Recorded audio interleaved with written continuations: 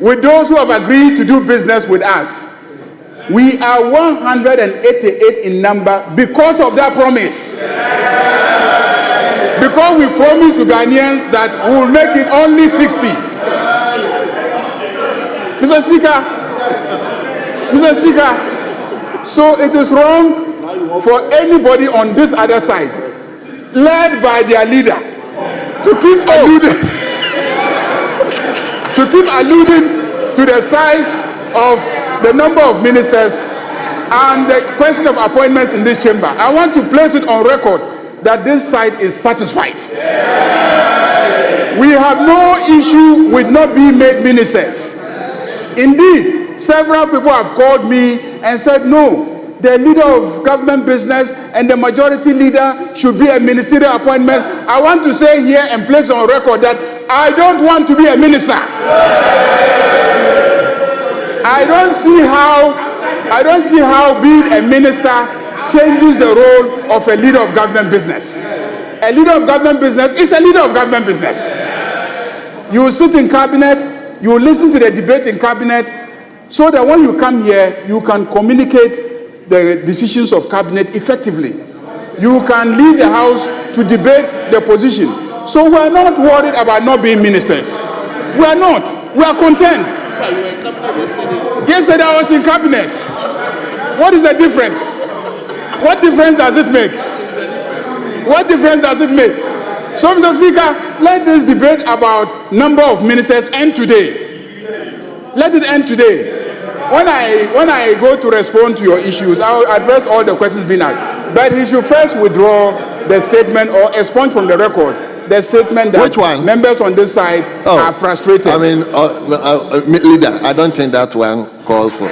But I believe there is an invitation to treat to the leader, a minority leader. So, minority leader, I think invariably he has invited you.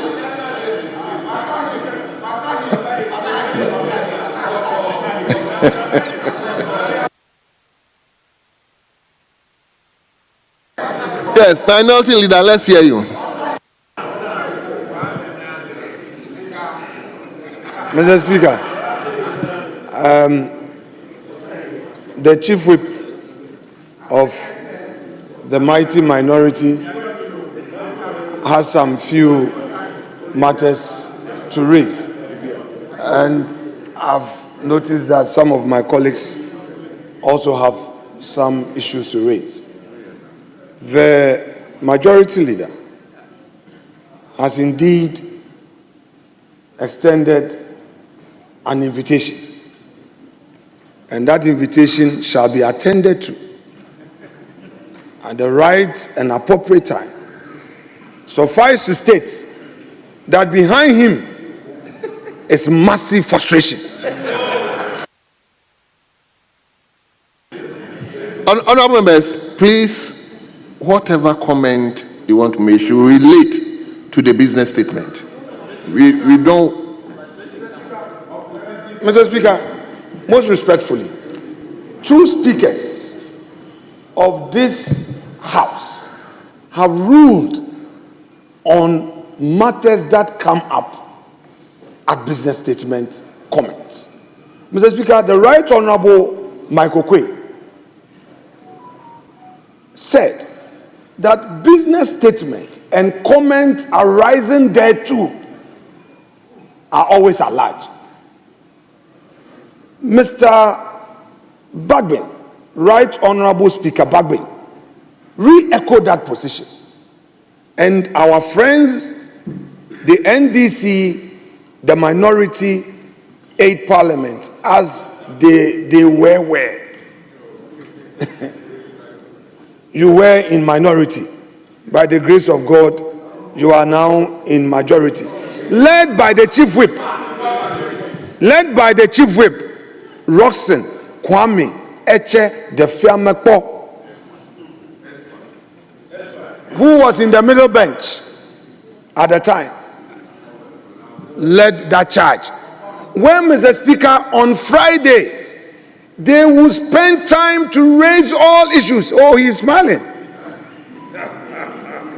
this thing called karma, and the majority leader himself, he was the chief legal advisor to the team, and he will spy me and he will be passing his notes. Mr. Speaker, we've seen it all. I was in that hot seat. What did you say?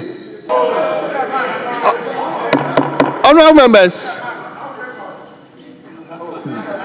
this time we are commenting on the business statement. It's not restricted to only the minority. If you have any issue, you have the right to get up and also raise the issue. Yes. Yes, Professor Nyako. Rabbi, Honorable Speaker,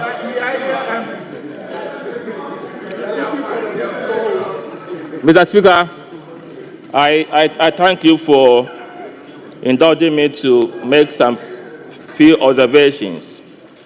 Number one, when our respected majority leader was making the statement on the business for next week, he said that members should be in the House latest by 9:15, and that the doors should be shut to anybody or any member who comes in afterwards. Mr. Speaker, this is news to me. I don't know whether there is insecurity in this country or on the premises. Being in this chamber for at least a term, 4 years, and this has not been done. So I would like him to explain to us why this new restriction of members coming here before 9:15. We need an explanation, unless there's something that we don't know. Otherwise, this is completely unfair to us. Look at number two.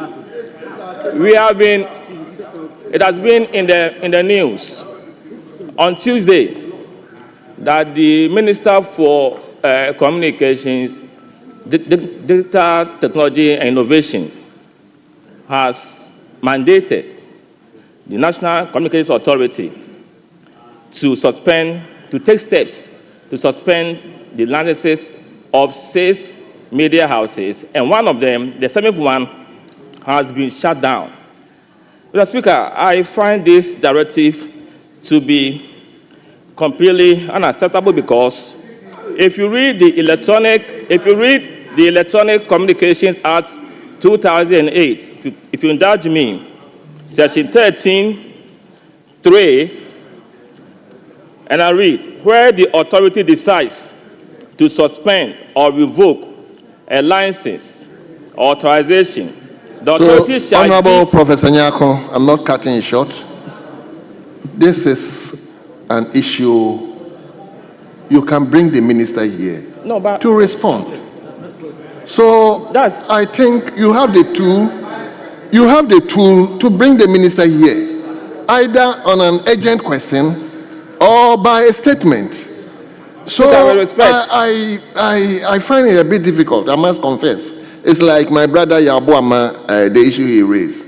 I mean, the ministers are there to serve the nation, and they do that by at times responding to certain issues you raise. So this is a fundamental issue, and I share with you. But I think this time, for me, is not appropriate. Fine, you've raised it, fine, you've all noted it, but I think you should do well by bringing the speaker to... With respect to the Governor's office, in the 8th Parliament, during the time for business statement, members requested ministers to appear before us. Mr. Speaker, you were here. Most times you were in the chair.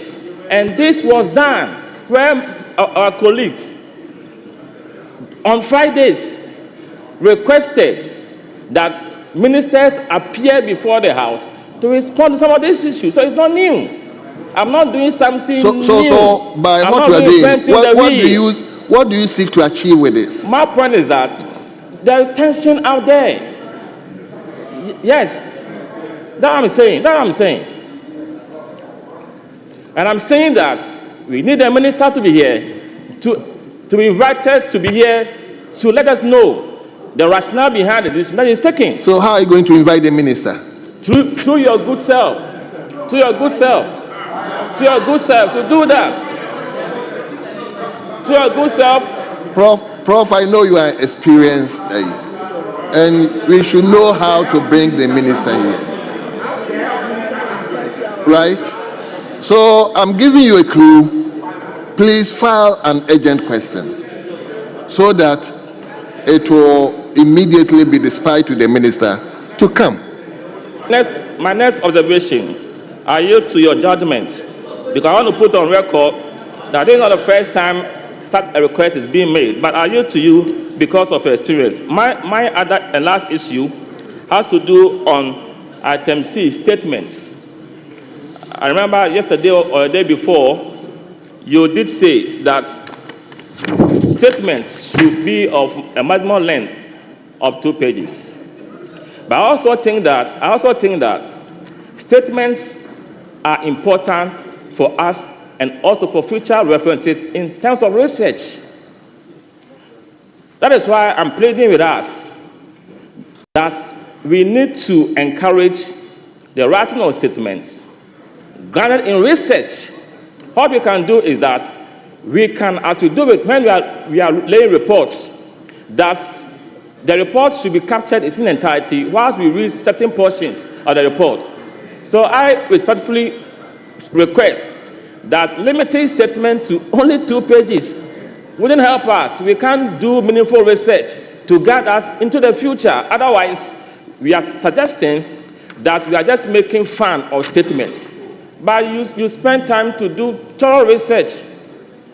2 pages or less, Mr. Speaker, with all due respect, is not the best. Let us agree on the quality, regardless of content. But we can on the floor just give excerpts while the handler department captures the entirety of the statement. Well, honorable member. Thank you. Honorable member. Please. Honorable member, let me refer you to our standing orders 94. 94. The time for statements shall ordinarily not exceed 1 hour, except that the speaker may permit statements and comment outside the prescribed period in exceptional cases. At times we may have, today we are going to take at least 4 or 5 statements. And the statements, at times the comment alone can take a lot of time. So if leadership and the House do not manage the statements, and yesterday, the last 3 days, one statement, 6 pages, and I realized that the maker of the statement himself, when he was reading, was even tired. So if we decide to manage the statement in such a way that a lot of members can get the opportunity to make statements and to comment, I don't think it's out of place. I don't know. As much as I share your view, let's also look at the interests of all members. Because a lot of people today, we have as many as about 10 statements here. And everybody is so desirous to read his statement, his or her statement. So that's why we are trying to come out with at least a policy that a statement should not exceed 2 pages. I mean, we went to secondary school, do this, we did summary. And you put the salient areas in the statement in such a way that it will catch what you want to portray. So, Professor, I think you've raised a fundamental issue, but I think for the good of the House, let's go by what we intend to do. Nobody from this side? Leader, will you respond to them so that we take a second batch? Very well.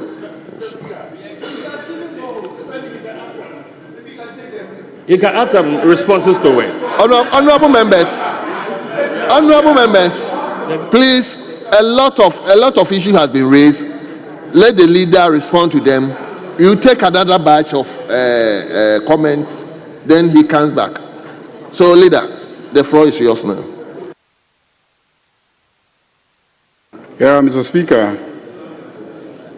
the Business Committee indicated that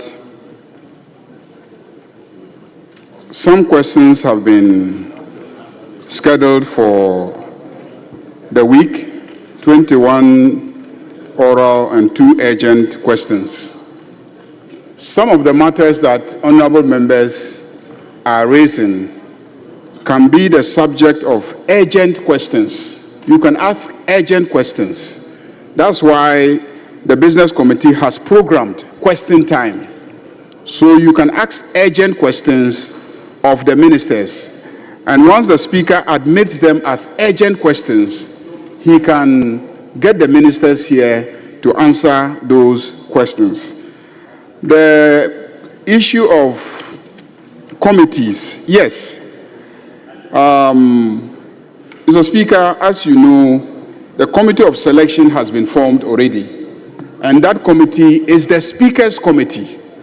So the issue of the work of the Committee of Selection is the responsibility of the Speaker.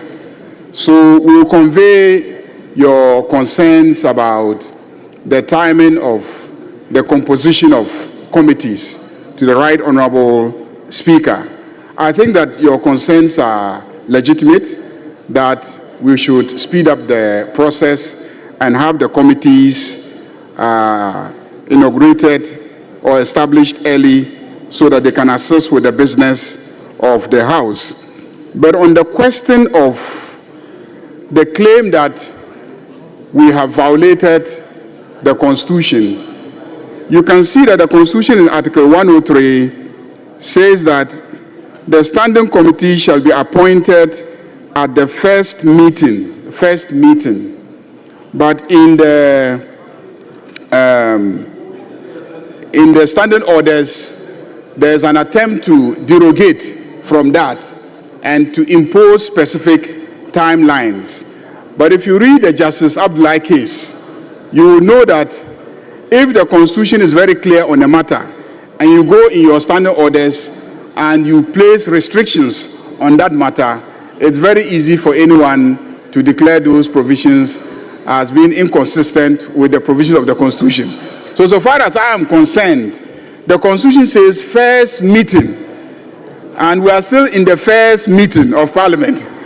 And so you cannot question the conduct of the Speaker, because the Speaker's committee, the Speaker is the chairman of the Committee of Selection. So to question the conduct of the business of the Committee of Selection is to question the conduct of the Speaker. And I discourage you from questioning the conduct of the Speaker. Mr. Speaker, Mr. Speaker, on the issue of statements, yes, I think it is important for us to pay attention to Order 93. Order 93 says that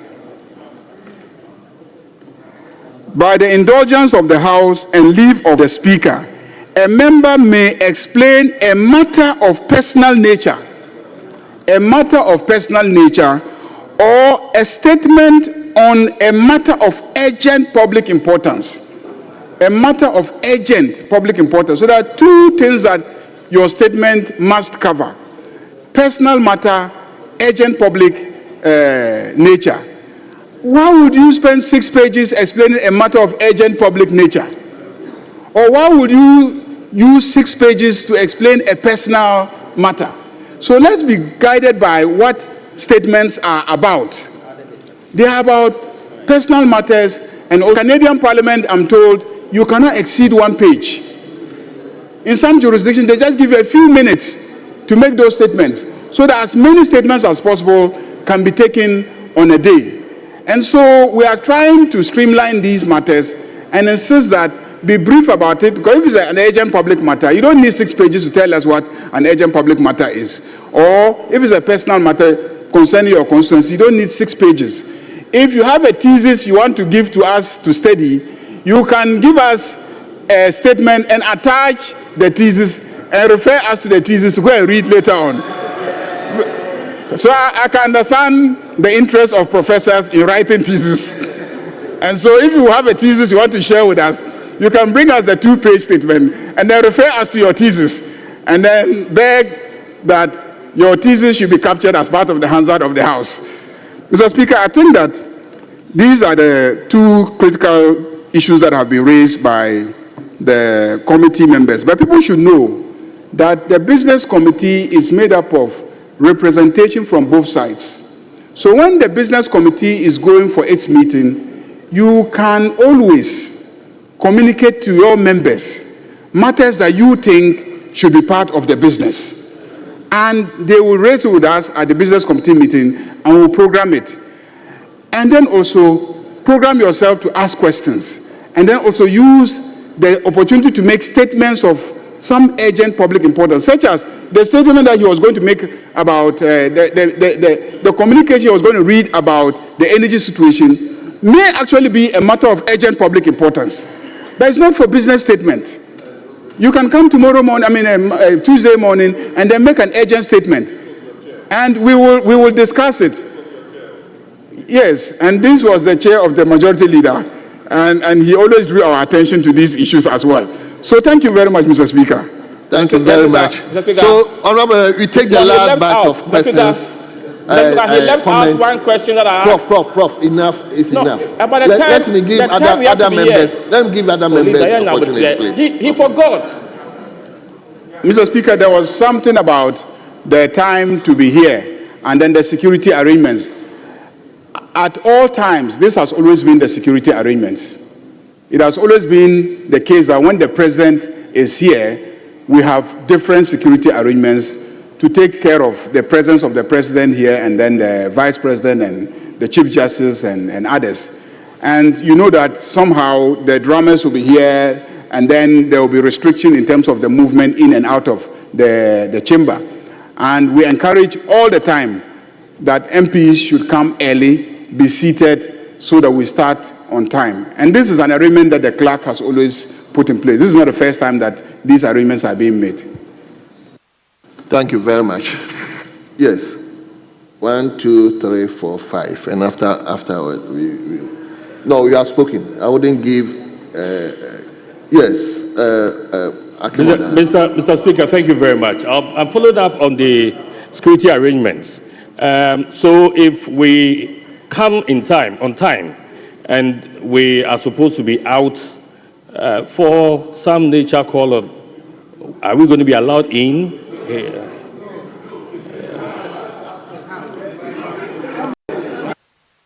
Is it a comment or a question? Honorable Akwa, is it a question or comment? No, it's a follow-up. It's a follow-up to the security arrangements.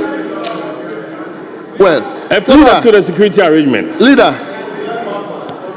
Are we going to be confided to our chairs? Leader, please listen to him so that you please.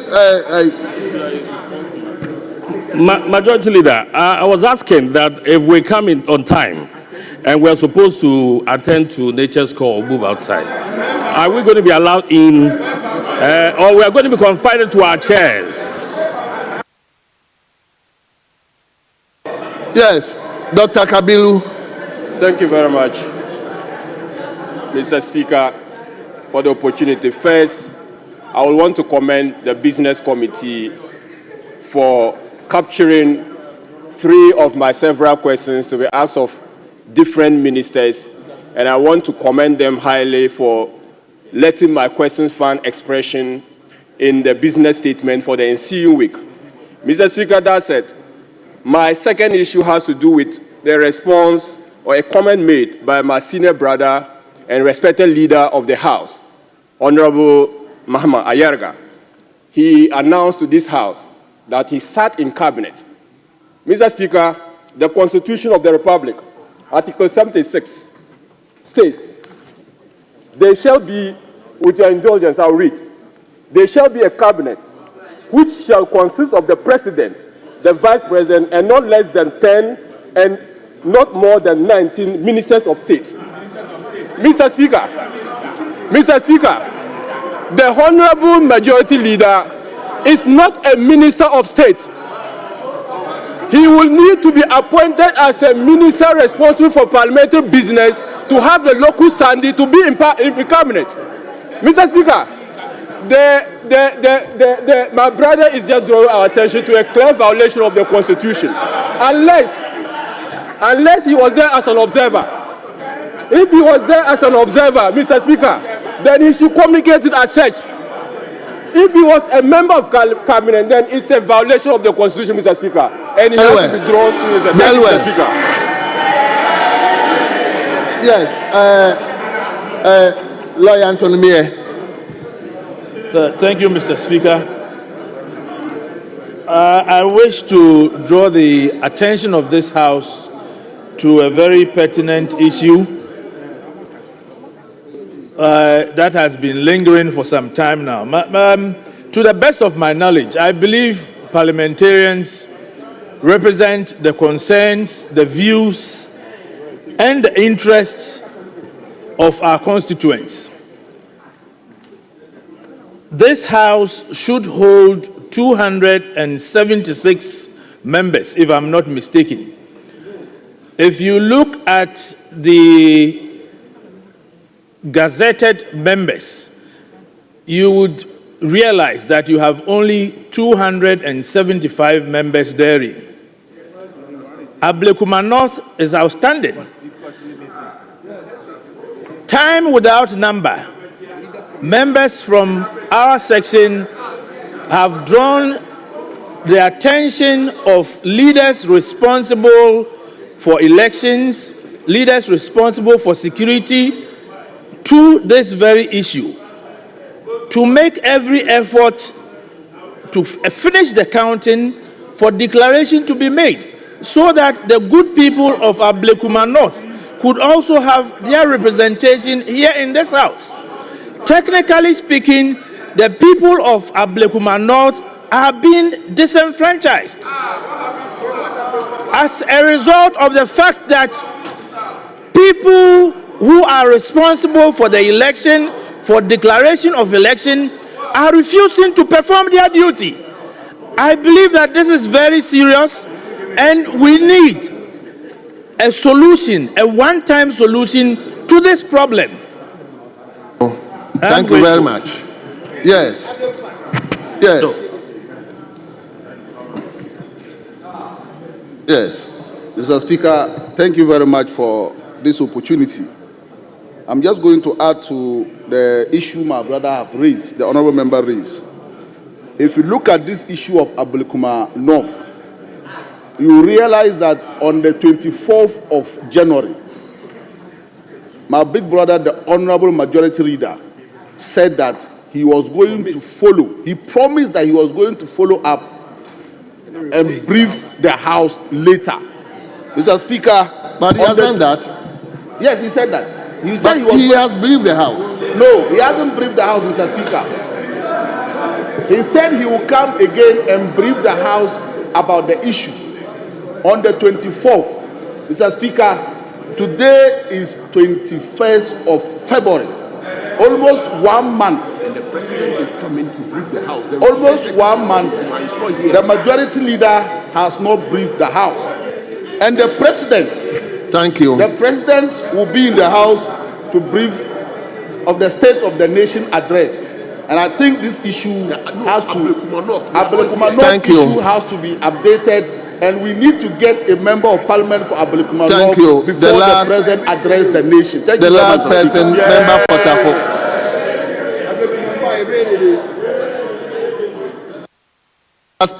Last one.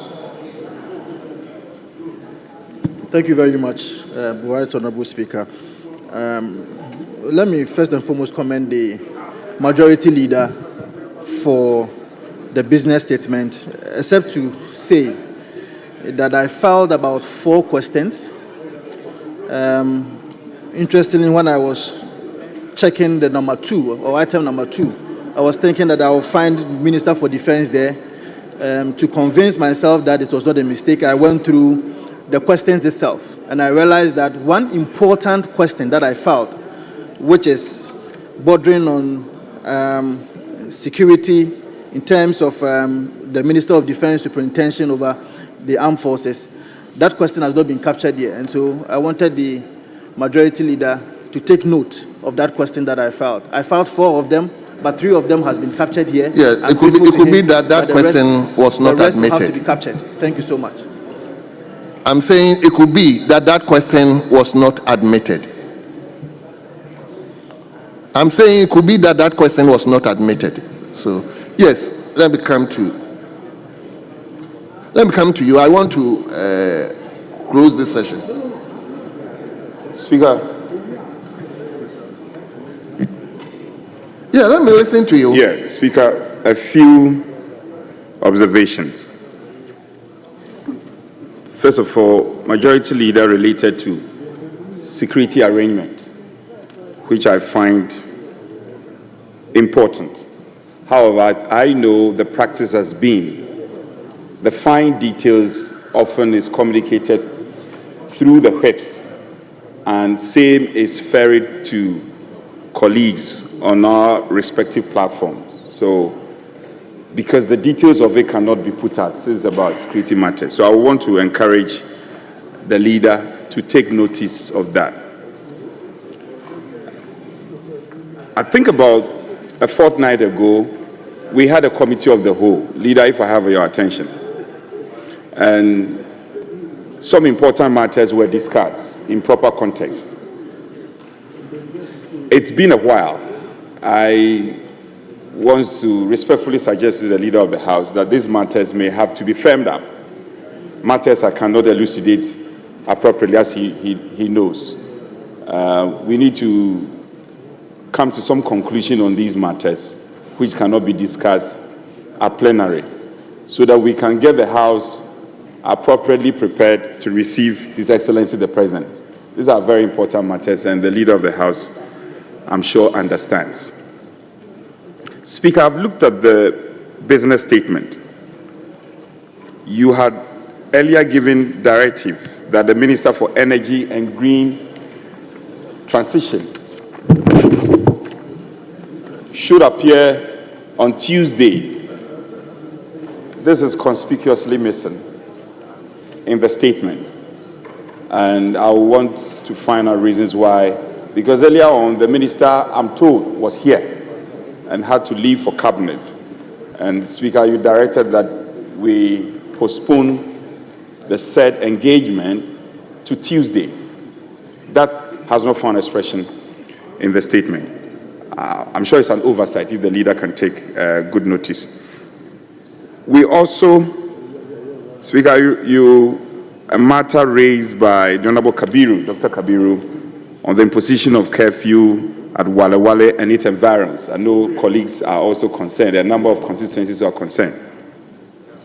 And the directive was the Chief Whip should take the matter up, respected Chief Whip, if you are listening, and arrange with the 2 ministers. Speaker, votes and proceedings today captured it, and the responsibility was placed on the head of the Majority Chief Whip that he will program. In fact, as at yesterday, he has said that between yesterday and today, he will be able to confirm the date for the 2 ministers to appear at closed sitting, emphasis my closed sitting, not at plenary. That is also missing, and I wish the Leader of the House can relate to such matters. It's quite encouraging. I've seen a number of questions advertised, and that is good. Except to add that we will not accept excuses. The ministers will have to be notified as our orders prescribes, and we will not allow excuses. The ministers should be ready. Next week, we are expecting them in the House. We don't want one excuse or the other. I am traveling out of jurisdiction or so. No, they must come and respect this chamber and come and answer the questions duly. So having said that, I will not add more. I hope the minister, the Majority Leader will relate. Thank you. Minority Leader, please, the last person to.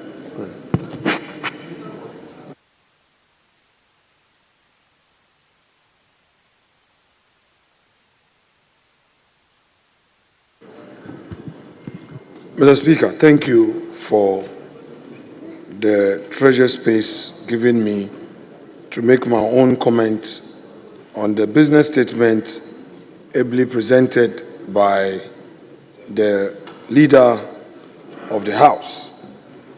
Mr. Speaker, first, in the course of the week, This is your comment. We are coming yes, to Mr. me. Speaker, yes. Then the House, please indulge me in 5-minute suspension.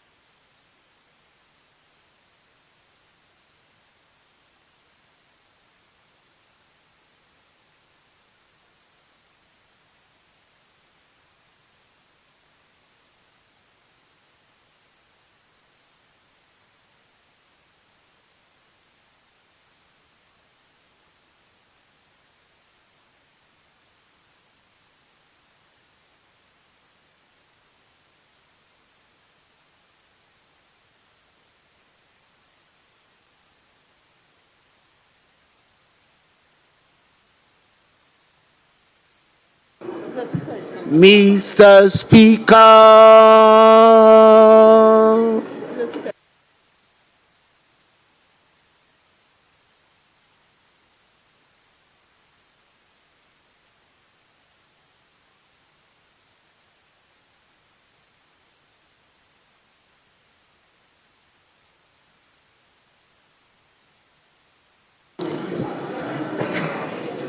Yes, Minority Leader.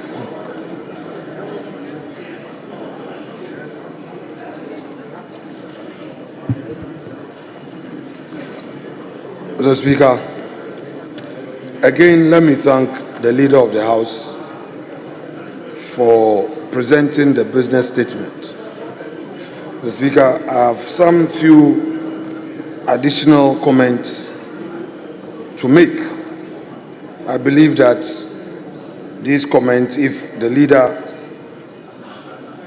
takes them on board, it will help bring clarity to some national issues and put to rest some agitations in the public space. Mr. Speaker, first is the decision of the Minister for Communication and Digital Technology, Honorable Sam Nete-Joy. Mr. Speaker, on the 18th of February, it is reported from the Media Secretariat of the Ministry that he directed the closure of 7 radio stations, and this was with immediate effect. Mr. Speaker,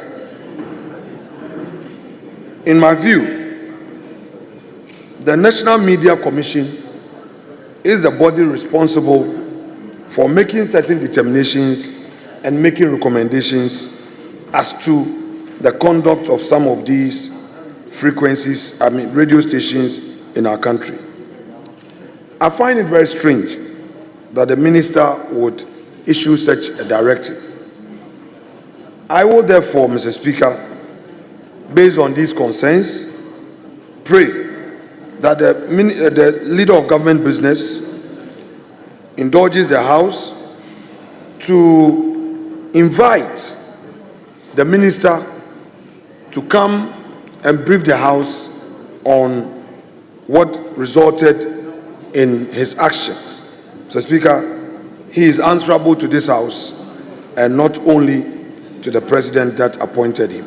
So that is my issue 1. Issue 2. Mr. Speaker, issue 2 has to do with Ghana Broadcasting Corporation. Mr. Speaker, we all know that GBC is the nation's #1 media house. Every support needs to be given to GTV. I have been watching GTV, and they are one station that is able to reach the remote parts of our country. They need support. We've seen other media houses, particularly the private media houses, getting prominent lately in programs of the state. We don't see GTV doing live broadcasts. Mr. Speaker, if it's about resources,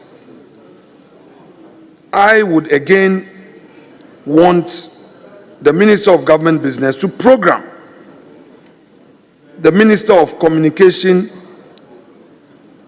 and Digitalization to come to this House to brief us on steps that the ministry is taking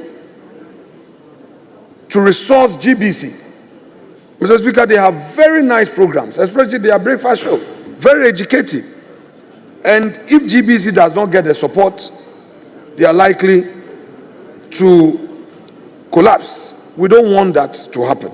So GBC would need support, and I would want the minister to address the House and assure us on steps that the ministry is taking in that endeavor. Mr. Speaker, there is also this issue of Galamsey. Mr. Speaker, the Minister of Lands and Natural Resources, Honorable Ama Kofi Boah, came to this House to make a certain revelation. That revelation was to the effect that over 9 out of our 44 forest reserves have been completely taken over by illegal mining tax with impunity. He says that, Mr. Speaker, the Forestry Commission no longer has access to these forest reserves in the short term. He again explained that the Forest Guards and the Forestry Commission's Rapid Response Team are unable to confront these miners effectively because they lack the advanced weaponry the Galamsey operators possess. Mr. Speaker, he told us this only yesterday, Wednesday the 19th of February. Mr. Speaker, I wouldn't want to say this is very rich, but this is very alarming. And Mr. Speaker, the minister only lamented and fell short of assuring the nation what steps government was going to take to address this thing with alacrity. Mr. Speaker, I am on the basis of that also inviting the leader of government business to program the minister to come back and brief us on the intervention that he intends to put in place. We have the military to support government. Forestry Commission need resources. It cannot be said that ordinary citizens possess sophisticated weapons and therefore they are destroying our water bodies. Mr. Speaker, just this week, we had a number of statements being made on water situation in our country. A member made a statement on the situation of water supply. Our people are not getting potable water to drink. Mr. Speaker, in Winneba, the hospitals were complaining that Ghana Water is unable to provide water. We know water is life. Ghana Water has its own challenges, and our water bodies are also being polluted. So, Mr. Speaker, this is a time for the minister to be very proactive, and he needs to come to this house next week to assure the nation of the steps his ministry is taking to address this problem. Mr. Speaker, again on water, the persistent shortage of water has led residents in Greater Accra in particular to rely on an expensive source of water.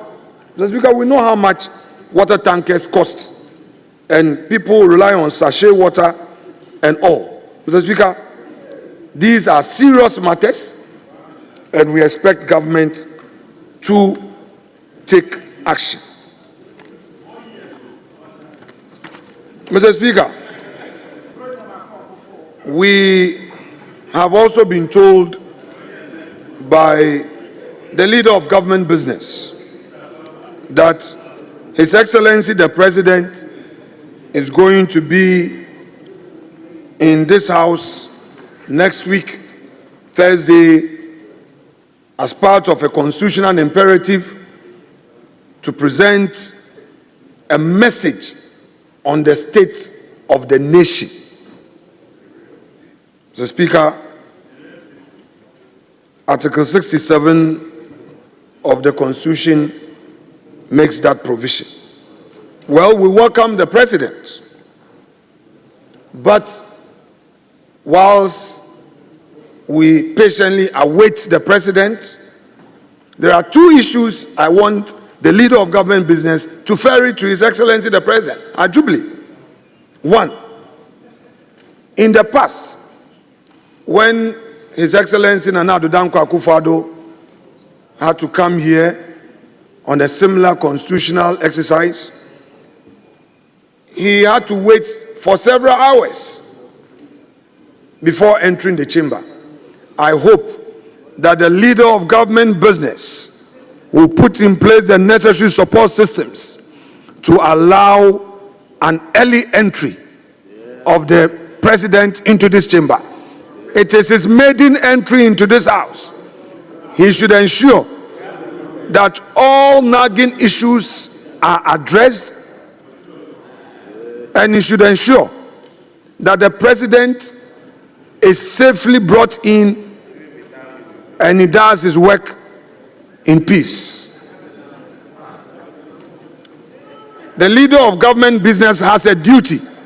That is why he is the leader of the House, leader of government business, and majority leader. He is aware of the situation of this House. He is aware of the situation of the 187 and the 88.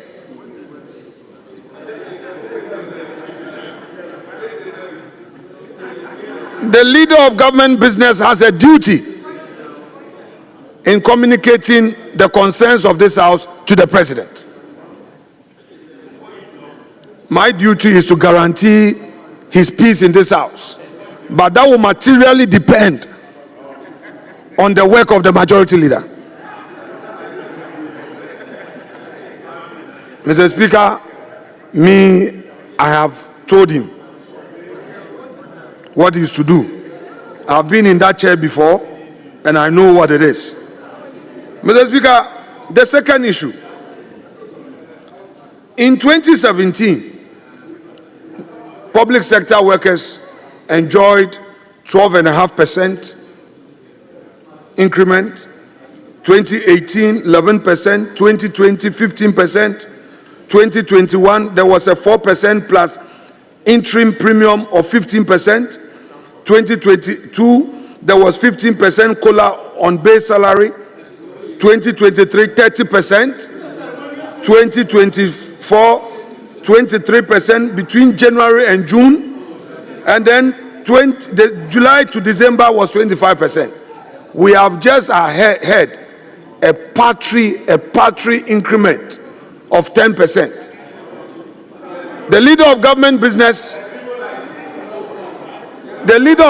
business must take note of this and inform His Excellency the President that these are the numbers he came to meet.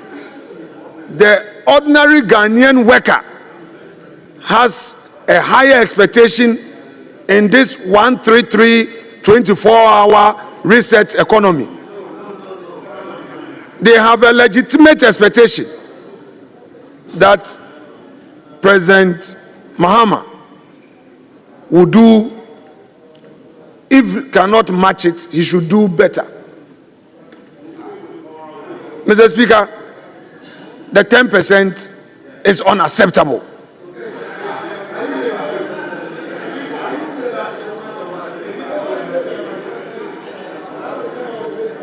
Mr. Speaker, last point.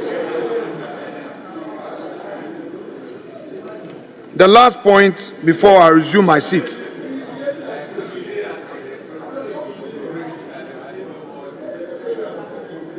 Mr. Speaker, there are concerns about termination of appointments, and it's a matter that we are all expressing our reservations on. The government spokesperson is quoted by the media as having said, and quote, "Let me also put on record that this action has been taken not because of a perception or belief that they were MPP. It is because we know that the recruitment process were attended by irregularities." Honorable Fosu, Felix Kwacho Fosu, is quoted to have said this on Wednesday, the 19th February. Mr. Speaker, in law, there is something called ratification and rectification. These are guaranteed rights in Chapter 5 of the Constitution. If somebody has been employed and the government is of the view that these employments were irregular, what is the use of the system regularizing same through ratification or rectification? Mr. Speaker, why would the government send people away? And so far it is obvious that they are targeting NPP members. Mr. Speaker, it is so obvious that that is what the government is doing. Nurses are being sent home. Teachers are being sent home. Mr. Speaker, in fact, to worsen the situation, state-owned entities that are limited liability companies are also issuing letters. Mr. Speaker, I will plead with the leader of government business that he should take steps to address these matters. Mr. Speaker, I'm in the dispatch box, and leader knows that in the dispatch box there can be a point of order. I'm in the dispatch box. Here, there can be a point of order, and he knows that. My respected leader knows it. I have good reasons for coming here. So, Mr. Speaker, the ordinary Ghanaian has a legitimate expectation that upon receiving an appointment letter, until he does something wrong or does anything against the company rules and regulations, he's supposed to remain in the employ of that institution. Mr. Speaker, state-owned institutions have employed Ghanaians, and today they are being given letters, go home. They are sacking them. Mr. Speaker, look at the extent to which cholera is affecting our people. People are in hospitals and nurses. Mr. Speaker, I'm concluding. That's why I said the last point. Because, Mr. Speaker, this is an appeal to the leader of government business to ferry same to government. Mr. Speaker, people are being sent home, particularly nurses. And these nurses are in the countryside to save lives. Teachers are in various communities teaching, and they are being told that pack and go home. Mr. Speaker, menyo SSNto tro nukejo. Mr. Speaker, nukejo na Ghana, the view employment, na sack, nukejo, cho, Mr. Speaker, cho, Mr. Speaker. In other words, I'm saying that then ekosui, aden, obienye juma, mo pamo, cho, Mr. Speaker, menyo, meet the Kukuna government, employ the people back. Mr. Speaker, meet the Kuku now. Thank you. Mr. Speaker, thank you. Thank you very much. Yes, Leader of the House, please, let's indulge. Please. The leader is responding to that. If there's any, you can relate to the leader to address that. Yes, Leader. Mr. Speaker, yesterday, the tripartite committee met to negotiate with government regarding salary increases. Mr. Speaker, at the end of the negotiations, the workers of this country, led by their leaders, the union leaders, happily and gladly accepted 10% increase. Mr. Speaker, accepting 10% increment as against 25% or 12% or 13% is a vote of confidence in the leader.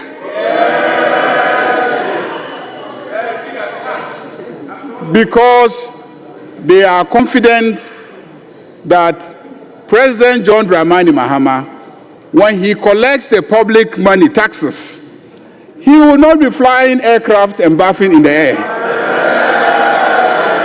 That he will not be engaging in profligate spending. He will not be engaging in wasteful spending.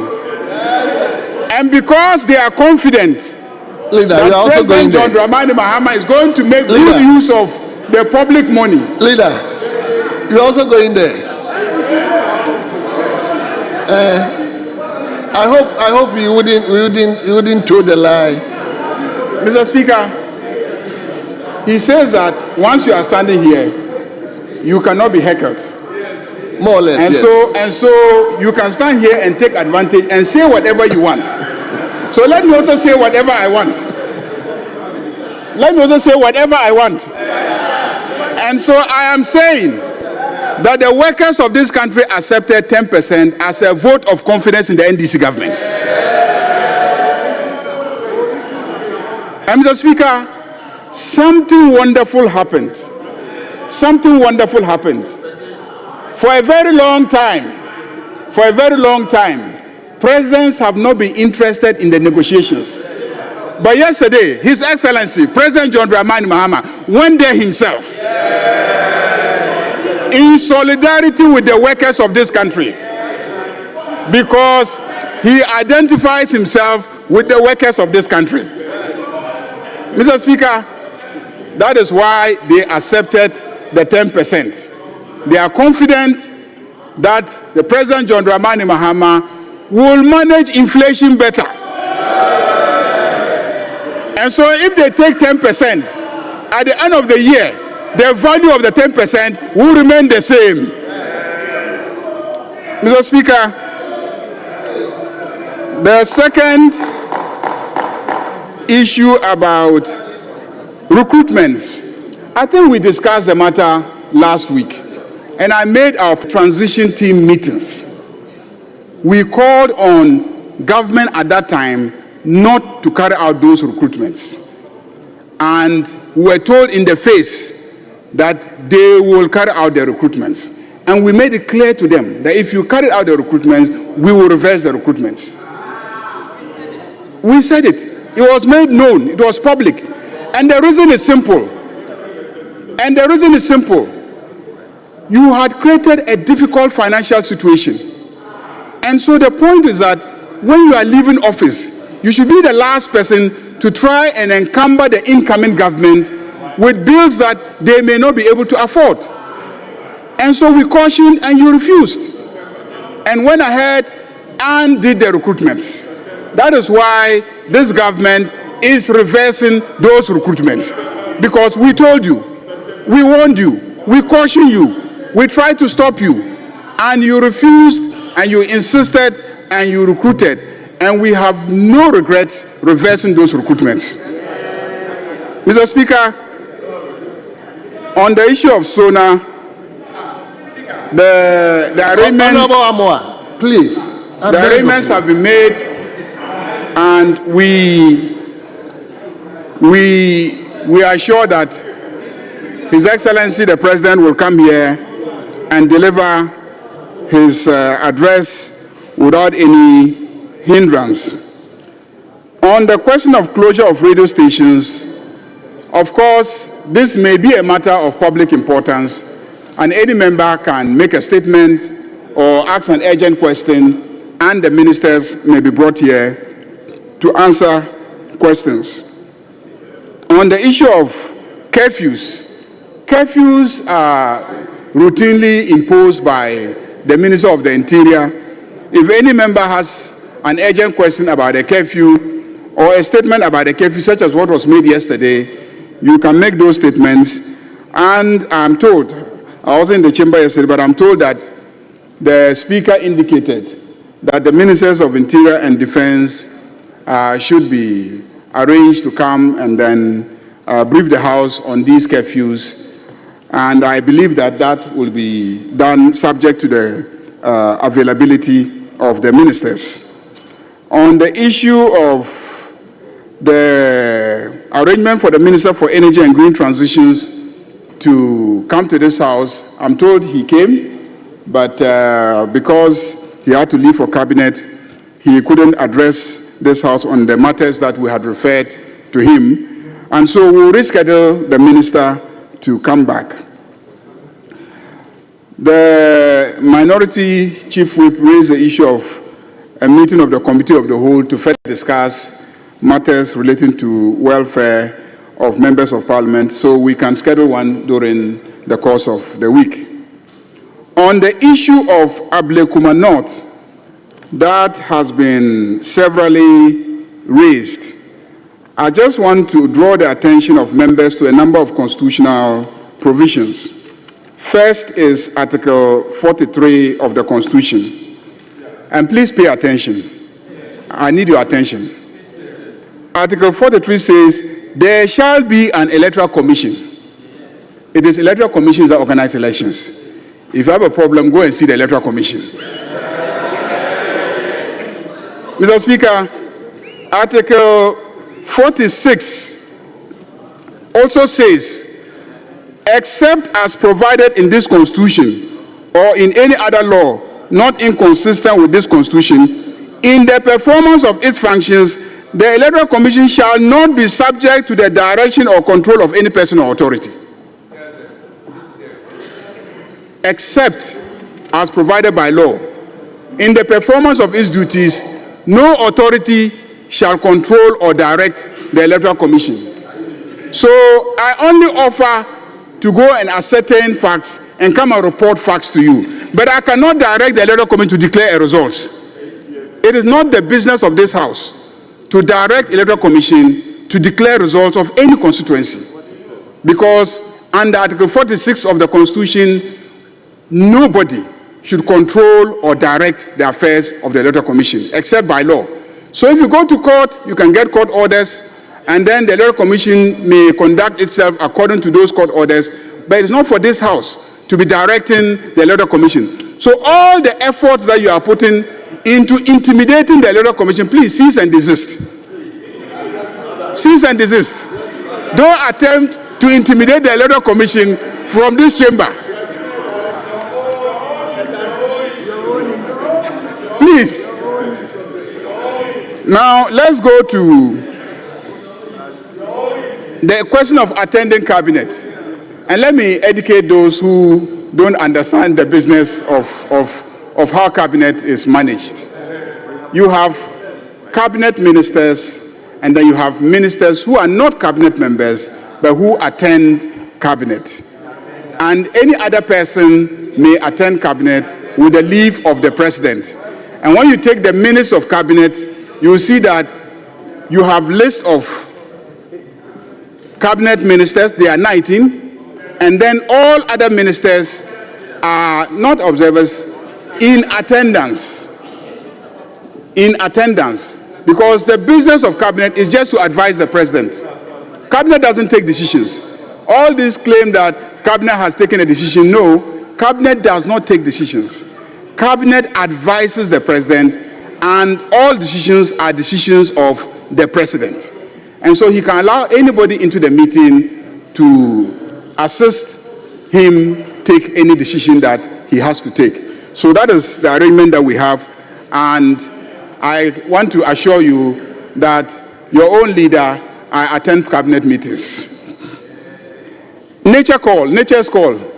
As for nature's call, I think the washroom is still where it is. So in spite of the security arrangements that will be made on that day, the washroom will not be relocated. It will remain where it is. And so you can always use the facility. Mr. Speaker, I think I have addressed all the concerns raised, and I therefore urge colleagues to adopt the program for next week for this House. Thank you very much, Mr. Speaker. Thank you very much. Honorable members, the business statement for the ensuing 7th week, which was read to us by the leader of the House, and I believe this, the business statement has been thoroughly discussed, is hereby adopted.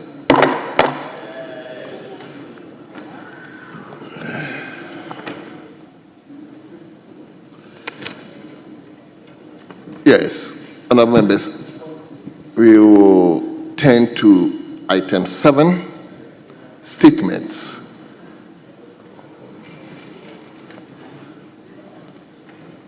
Yes, Minister for Roads and Highways, do you? Mr. Speaker, I know you've passed that stage. I just want to confirm that my colleagues opposite who left government a few days ago, 10 of them, have asked me questions about roads, and I can assure you I'll be here on Friday to answer their questions for them. Just as an assurance. It's just an assurance that I'll be here on Friday to answer your questions. Very well. Honorable members, the first statement is a commemorative statement, and we have two members. Incidentally, one is a minister, which is Minister for Tourism, and a member for Ketu South, and equally we have a member for Achoma and Webiaja North. So I will ask both of them to read a statement, and afterwards we will discuss the statement, or we comment on the statements. So let me first and foremost give the floor to the Minister, Honorable Abrajifa Gomashi, to read the statement on the occasion of International Mother Language Day. Minister, the floor is yours.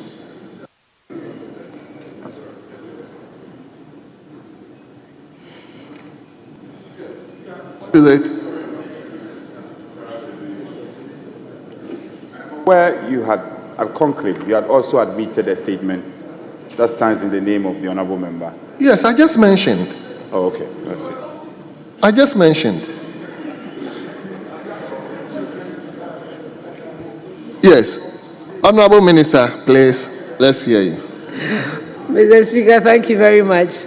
It is interesting that the minority leader chose today, this remarkable day, to speak 2 Ghanaian languages when we're celebrating the International Mother Language Day. He set the pace, and I'm very happy about that. Mr. Speaker, the Universal Declaration on Cultural Diversity states that cultural diversity is as necessary for humankind as the biodiversity for nature. Mr. Speaker, thank you for the opportunity to make the statement on the floor of the House today, 21st February 2024. It marks the occasion of the International Mother Language Day celebrated globally. This year marks the silver jubilee of this observance, a significant moment that highlights the importance of linguistic diversity and the global commitment to preserving mother tongues as essential elements of cultural heritage and identity. Ghana, as a multilingual nation, is home to over 80 languages spoken across various regions. These indigenous languages are not just means of communication, but also carriers of our collective history, traditions, and cultural values. Unfortunately, many of our native languages are at the risk of decline due to urbanization, globalization, and limited use of formal education and public life.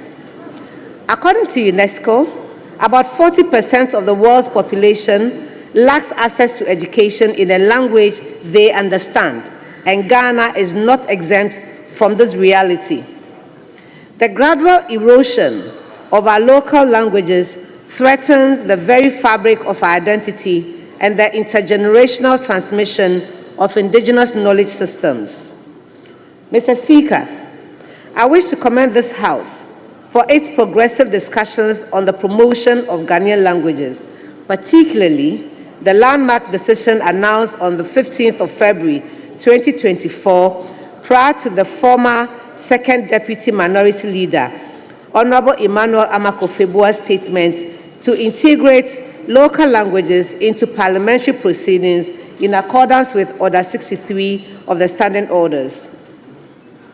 This initiative, which includes provisions for interpretation and translation services, is a bold and commendable step towards mainstreaming our indigenous languages in national discourse. It fosters inclusivity and ensures that parliamentary deliberations truly reflect the linguistic diversity of our nation. However, Mr. Speaker, while this decision was a remarkable achievement, its implementation has been slow. We must move beyond commitment and take concrete actions to ensure that our vision of a linguistically inclusive parliament becomes a reality. I urge the House to accelerate efforts in providing the necessary resources and infrastructure to make this initiative fully operational. Further, I applaud former Second Deputy Minority Leader, Honorable Amakufebua, for his advocacy on the preservation of the Nzema language and his call for greater emphasis on teaching and learning local languages at all levels of education. His statement on this floor last year spurred constructive conversations on integrating local languages into basic education to improve comprehension and foster cultural pride. Studies have shown that children who have instructions in their mother tongue during early education develop better cognitive skills, stronger literacy foundations, and a deeper connection to their heritage. Mr. Speaker, as a Member of Parliament representing the vibrant people of Ketu South, wherever is the predominant language, I am deeply committed to advocating for its preservation and growth, alongside other indigenous languages in Ghana. The Bureau of Ghana Languages has taken commendable steps in publishing educational materials in 11 local languages, including Ewe.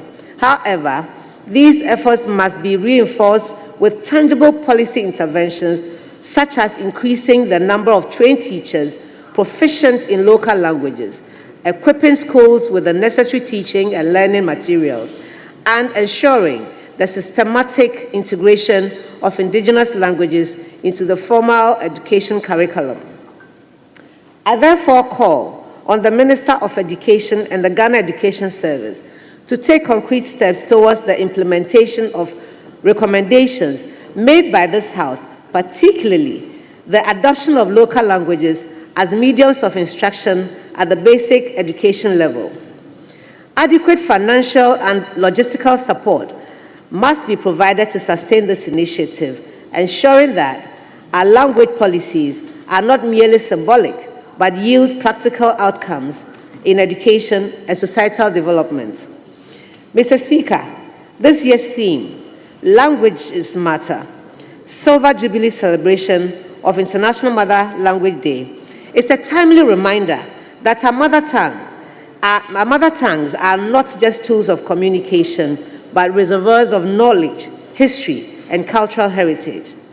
As we celebrate this day, let us reaffirm our commitment to linguistic diversity and make deliberate efforts to safeguard our indigenous languages for future generations. By doing so, we preserve not only our words, but also the stories, wisdom, and identities that define us as a people.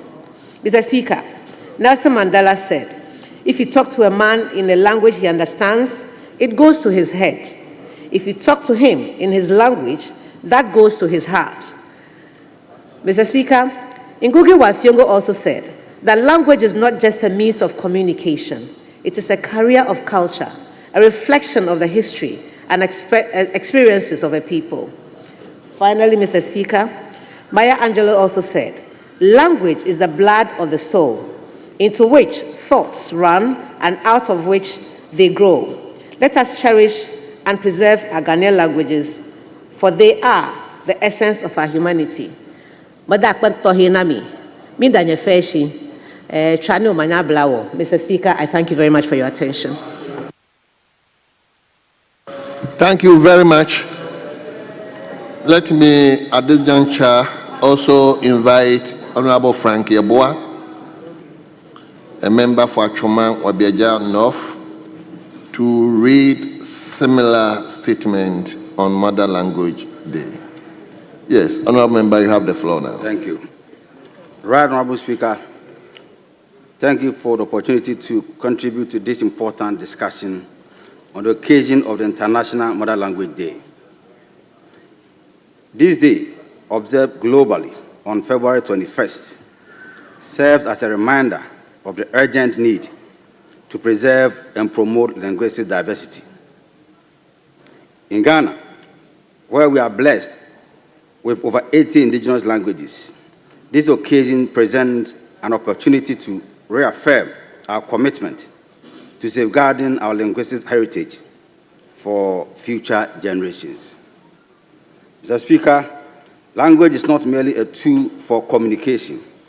It is the foundation of culture, identity, and historical continuity. Our indigenous languages carry the wisdom, traditions, and world views of our ancestors, shaping our understanding of ourselves and our communities.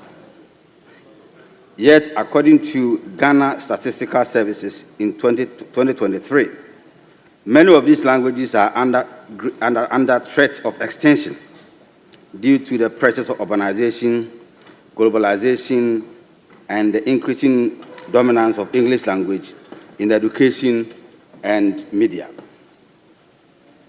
Right Honorable Speaker, according to UNESCO's Atlas of the World's Languages in Danger 2021, Ghanaian languages are classified as endangered, with a declining number of native speakers. Many young Ghanaians today struggle to communicate fluently in their mother tongues due to lack of formal education in these languages and the growing preference for English language in social and professional settings. This trend, if left unchecked, could result in the extinction of some of our rich languages. Mr. Speaker, Ghana's language in education policy has seen frequent shifts over the years. The current policy mandates the use of local languages as a medium of instruction from kindergarten to primary 3 before transitioning to English language. However, its implementation has been inconsistent, partly due to the limited availability of learning materials and trained teachers proficient enough in indigenous languages. Right Honorable Speaker, the Bureau of Ghana Languages, BGL, established in 1951, has played a pivotal role in promoting and preserving Ghanaian languages through publications, translations, and language development programs. However, the Bureau faces significant challenges, including understaffing, inadequate funding, and lack of modern technological resources. If we, as representatives of the people, are serious about preserving our indigenous languages, this institution must be adequately resourced to fulfill its mandate effectively. Mr. Speaker, beyond government efforts, the role of community engagement, digital technology, and media cannot be overlooked. Promoting indigenous languages on radio, television, and social media platforms can help sustain their relevance among young people. Additionally, initiatives such as oral history documentation, digital dictionaries, and language learning applications must be encouraged to bridge the intergenerational linguistic gap. Right Honorable Speaker, I urge this House to support the government to, 1, strengthen the Bureau of Ghana Languages by increasing funding and technical support for its language development programs. Number 2, ensure full implementation of the language and education policy by investing in teaching materials and training teachers in indigenous languages. Number 3, encourage the integration of indigenous languages in technology and media, ensuring they remain relevant in the digital age. 4, promote community-led language preservation programs, including storytelling, oral history documentation, and intergenerational language transition initiatives.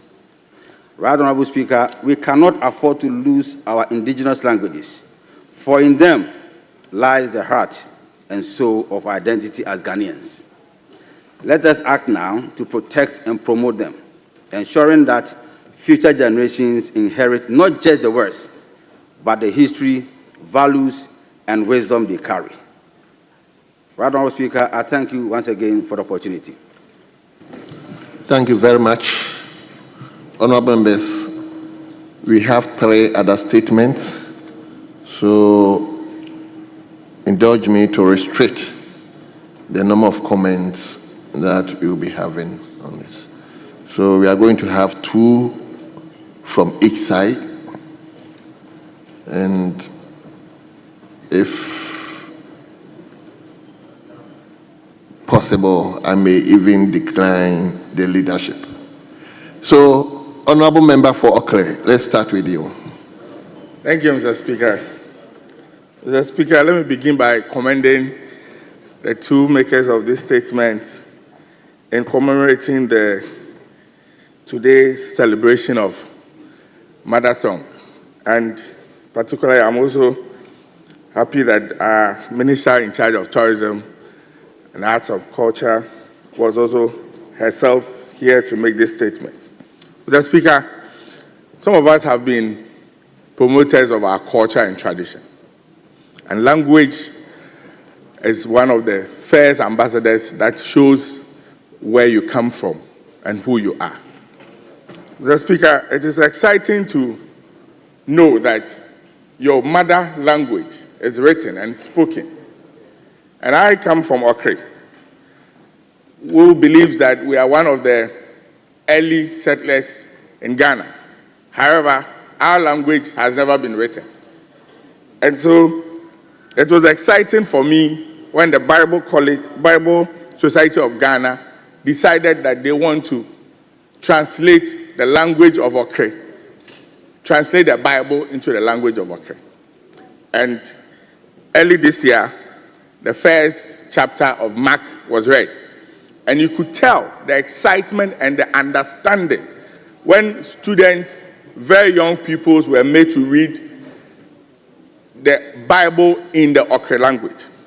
And so I add my voice to the call for especially this House as a representative of the people to take immediate action. Mr. Speaker, I believe that you would guide us so that at least to show commitment to the fact that we want to promote our mother language and to be proud as a people of Ghanaian speaking our own language. At least we should be able to work towards a roadmap that by end of this year, we should be able to have an agreement of some of our local languages that will be acceptable in this House, so that we can express ourselves better. And our constituents who will also be listening to us and watching us on the screen can also appreciate some of the contributions that we make. It is funny, Mr. Speaker, you go on social media and people tend to make fun of some of us that because of English, we are quiet in the chamber. Why should we be bothered that somebody cannot express him or herself in somebody's language? But this is what we have bedeviled ourselves with as a country. And so I am very excited that this statement has been made. And we as a people of Ghanaians should be proud to speak our language. Mr. Speaker, somebody just travels 1 year, 2 years outside, comes back to Ghana and wants to put a donation to his own mother language. And in spite of some sense of inferiority complex, Mr. Speaker, we were here and we were communicating very well in our local language before we had Europeans and other foreigners visiting us. And so I am very excited, and that is why I want to add my voice to this. And Mr. Speaker, I'll end by reiterating the point that we should take some immediate actions and have a roadmap so that Order 63 can be looked at and some adoption of some languages that cut across all the sections and length and breadth of the country be adopted in this House so that other people can frequently express themselves and demonstrate that we are proud in our own language. Thank you, Mr. Speaker. Thank you so much. Yes, let me give it to Dade Kotopo.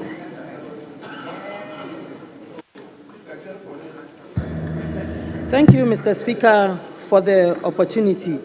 I want to commend the makers of the statements on the International Mother Language Day. Mr. Speaker, it's exciting to note that we have a number of languages in our country, Ghana, but it's heartening to note that most of these languages are not well taught. When you come to the Greater Accra region, it's predominantly the Ga language that is spoken. But most of the time, in our schools in the region, the Ga language is not taught, and Akan is rather taught. And it is our desire that when teachers are trained in the Ga language, they should be posted to schools in the Greater Accra region. But most of the time, it happens that when these teachers are trained in the Ga languages, the Ministry of Education, and this, I'm calling on the minister to support us in this direction. Most of them are posted to other areas to teach other subjects instead of the Ga language. Mr. Speaker, most parents and grandparents do not speak their mother tongue or mother languages with their children and their grandchildren. They tend to speak the English language. But I believe when children are brought up in their mother languages, it helps them to put together the structure of even the English language. And so I want to encourage parents and mothers out there to ensure that they speak their mother tongues with our children and our grandchildren. And I'm sure most of us here in the chamber are found wanting or will be found wanting in this direction, where when you go to homes, a parent can tell you that my child does not understand my local language, but instead understands solely the English language. As we celebrate the International Mother Tongue Day, I want to urge all of us that wherever you come from, speak your language with your child or your grandchildren. As a woman from the Dade Kotopon constituency in the Greater Accra region, I wish to urge my Ga people to ensure that we don't lose out on the Ga language, but we should make sure that we teach our children and our grandchildren the Ga language so that when it comes to where we have to speak the Ga language, we will not be found wanting. And any other language, whichever region you are coming from, whichever town you are coming from, please let us ensure that we will speak our languages with our children and learn even other languages from Ghana. Mr. Speaker, I wish to thank you for the opportunity. Mr. Speaker, on this day as we celebrate Mother Tongue Day, in Mambini or Dadekotopon, ke Greater Accra Fen, me panye fire ke wo fen ke fe wo wiega. E fen he hu no je. E fen no je. We are in Greater Accra, so I'll speak Ghana. E fen no je hu ye Ghana. Ke akan yo jibojio, fanten yo jibojio, e wan yo jibojio, o je not ejio, ko obile awie o manwie mo. To wait that wherever you are coming from, speak your mother tongue with your children and your grandchildren. Thank you so much. No more on your fan. Yes, let me give the opportunity to the former Minister for Education, Honorable Dr. Yao Educhum. Right Honorable Speaker, thank you for the opportunity. I rise to add my voice to the statement made ably by our two colleagues regarding the International Day commemorating the mother tongue. Mr. Speaker, as a former Minister for Education, I am deeply aware of this issue, the opportunities it represents, and the challenges we face as a nation. Mr. Speaker, as a member of Parliament, when I go to my villages, nobody is complaining about the fact that their children cannot speak their language.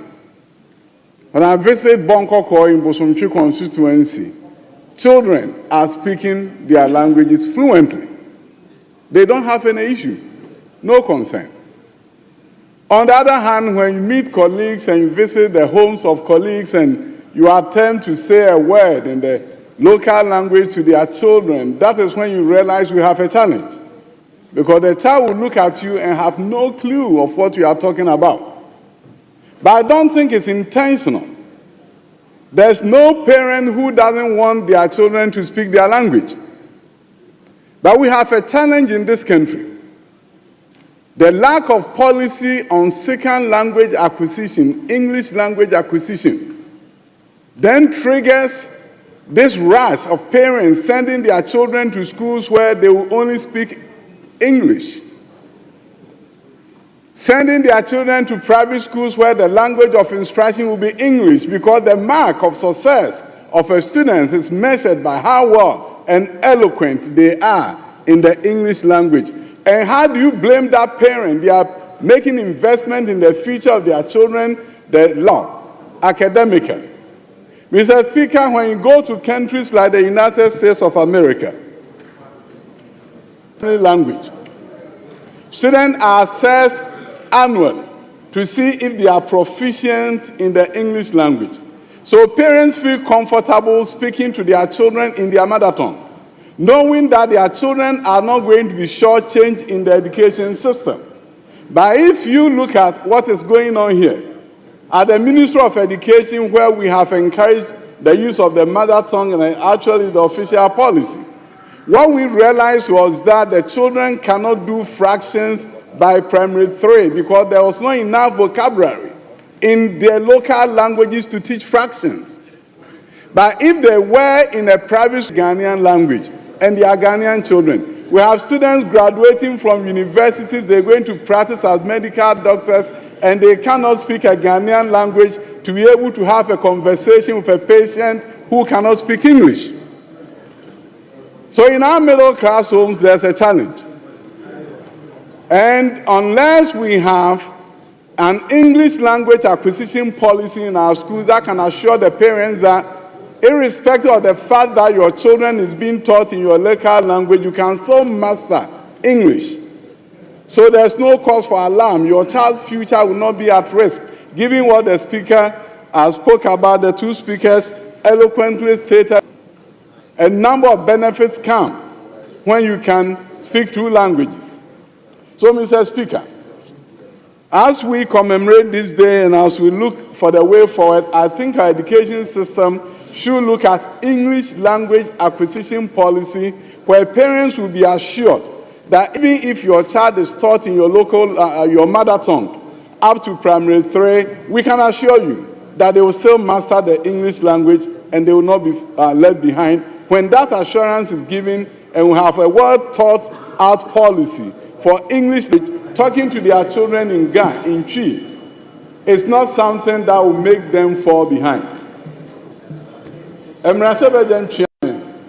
Anopay medawase so mama kwanya na me kire madwen ewo sa ekwan yi so se Ghana fo nkwala ebeka twi ebeka gan ebeka dagban ebeka kasa bia na brofo kasa mu nso no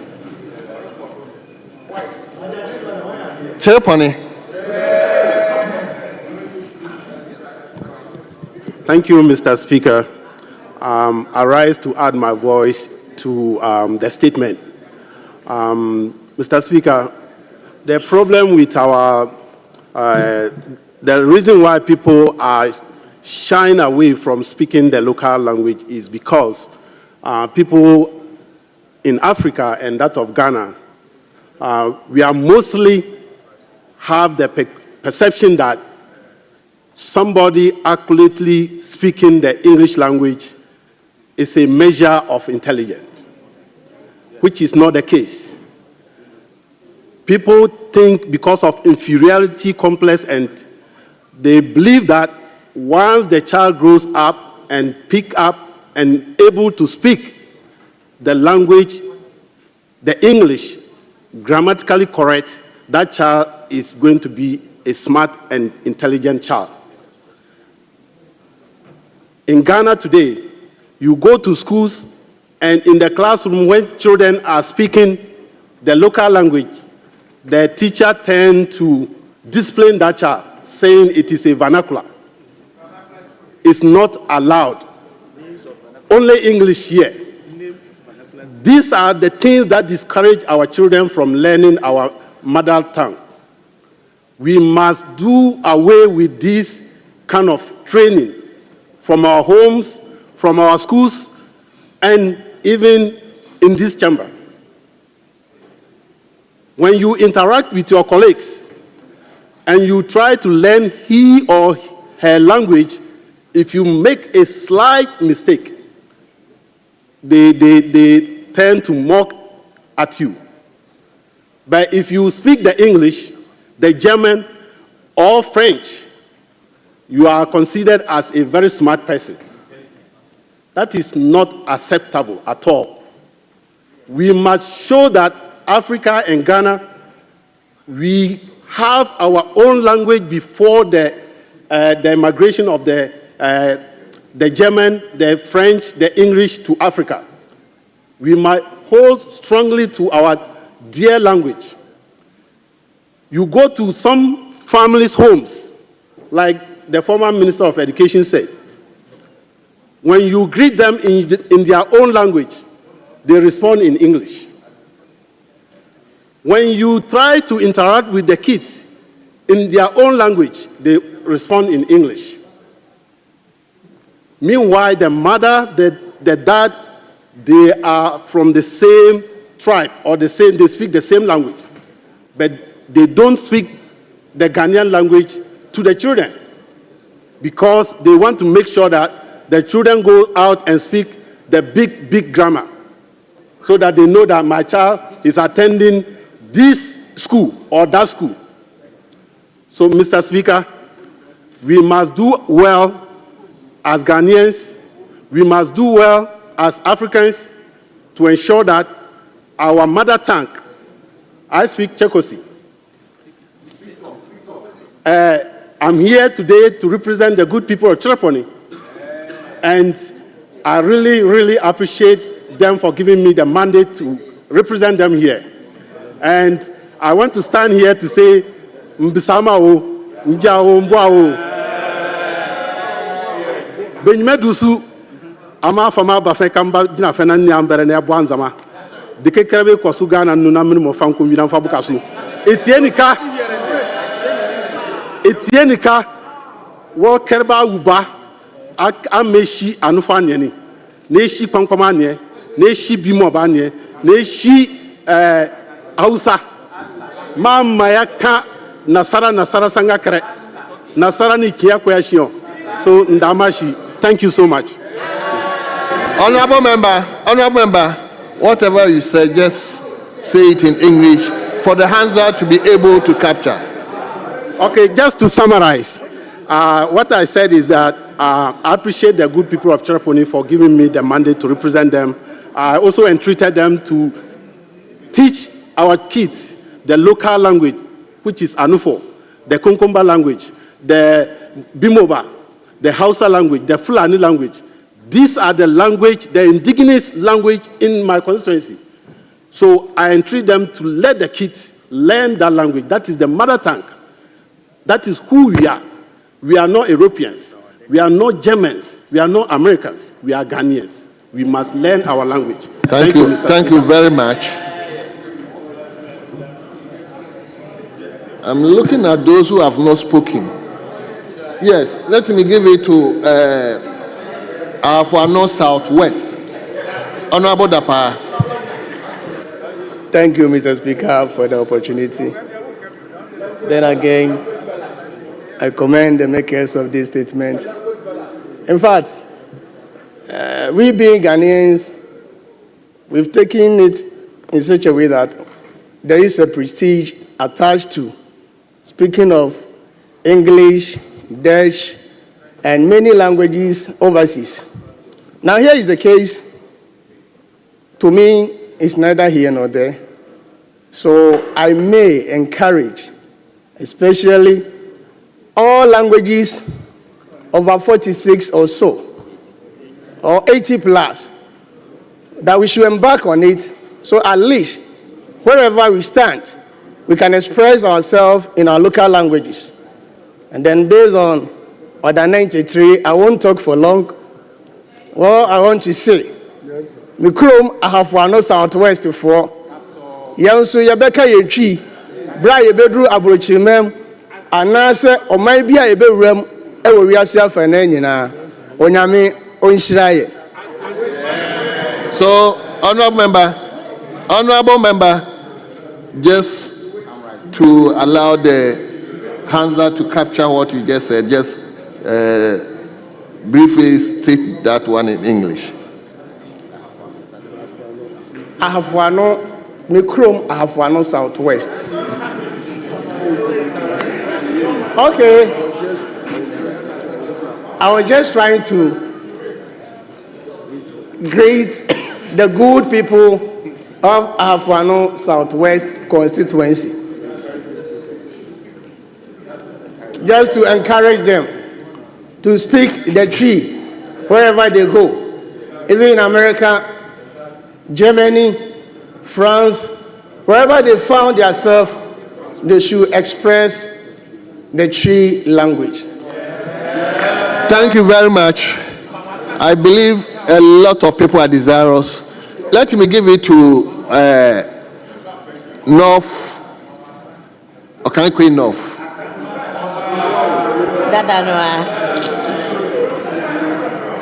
I will. Thank you very much, Right Honorable Speaker. Let me add my voice to thank the maker of the statement and add that it's important that we teach our children how to speak the Ghanaian language first. Mr. Speaker, sometimes when you go to our schools, our kids are being forced to learn other local languages that they do not understand. I would want to encourage that in every region, the first language of the region should be compulsory for all the students to learn. Then if you want to learn any additional language, you can also add that to the curriculum, or you add that for the choice of the students to take up. I was born in Greater Accra region. If I was born in America, I would have said I'm an American citizen. But I was born in Greater Accra. My mother gave birth to 9 of us, of which I'm the 7th born. All of us were taught to speak our local dialects. I remember those times my elder brother, who was frequently speaking Ga in the house. Each time my father was coming from the office, my father used to work with the University of Ghana. They would turn around and say, Numbu Mbaye. To which the old man is coming, it means we need to switch from Ga to our native language. My father got angry one day and then carried all of us to the north. Oh yes, that we should go and learn our local dialect before we come back. And so we did more than a year in Bolga. And today I can frequently speak my dialect. I can frequently speak Ga, which is my first native language that I learned. So wait, I speak good Ga because I was born in Greater Accra. But I did not stop at that. I also went further to learn the Frafra language. I come from Bolgatanga in the Upper East region. And so I speak Frafra a lot. It is discouraging for people who are supposed to know better. We sometimes sit on the airwaves and cast insinuations. Recently, our former information minister was heard on radio saying, MPs on this side cannot speak in parliament because we cannot express ourselves in the English language. This is an information minister. This is somebody who was our information minister. She is my very good friend, and her statements were unfortunate. And so I'll plead that we should be the ones out there to chart the path for everybody to follow. When you go to places like Germany, even if they speak English, they'll force you to learn their language first. You cannot work with them unless you learn their language. People say they are racism. I think that it is the way to go. And so if you are in Ghana, you are a Ghanaian, you are from Bolga, you are from Greater Accra, students in Greater Accra are being forced to learn Twi instead of the Ga language. And I think it's something we should we plead on our education minister to look at it for us. And before I take my seat, Mr. Speaker, Mbo Nsorozan Wabe Farafara. Mbo Kaikwe Nof Dumazan Wabe Farafara. Mbo Fafadumazan Wabe Farafara. Fafariye Tole to party to Komala Zamhe. To Zamhe Fafare. To party Baban Kama. To Yetola Zauya. To Minong to Yeto. Osanka Pal Hukoma Babure. Osanka Pal Babayeto. To wait, Mr. Speaker, let's teach our children to speak our dialect and speak it fluently, because it's only from the house that will tell them what is right. When they go out there and their colleagues, whatever they teach them is what they take. And so everyone here should make it a point to teach your kids. It's unfortunate that some members of parliament speak English with their children in the house. When you say, Sabi, Bama Agbebopo, Ameleno no Rio, somebody will come and say, let's go and I'll go and cut off your head. They don't know what you are saying.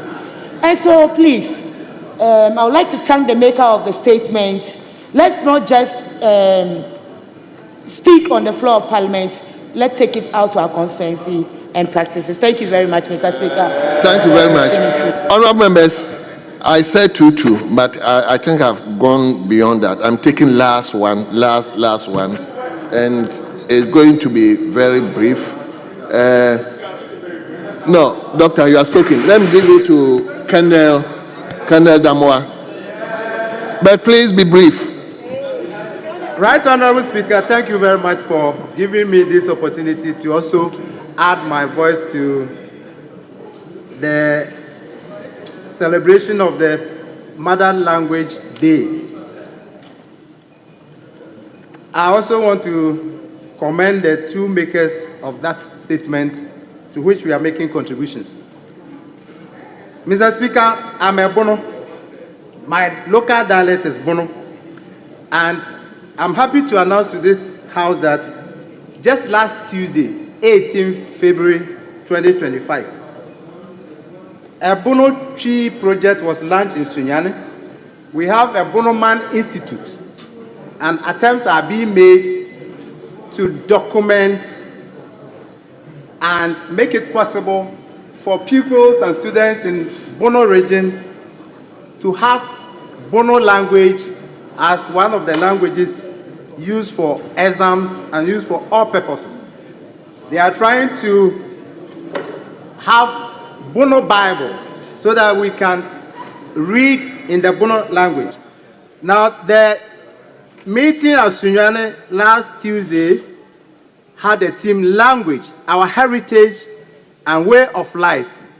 And the project entailed documentation, preservation, promotion, writing, and the use of the Bono language, as well as its adoption as a local language in the curriculum for schools in the Bono region. Now, very important dignitaries attended this project, and among them was the president of the Bishops' Conference of Ghana, the vice president of the Bono Regional House of Peace, representatives from the Bureau of Ghana Languages, the Bible Society of Ghana, and corporate organizations. And also, we had reps from the Ghana Education Service and the Ministry of Education. Our expectation is that the Bono language, even though it's similar to some other Akan languages, will have its distinct recognition and will be used by pupils and students in Bono region. We've gone. Thank you.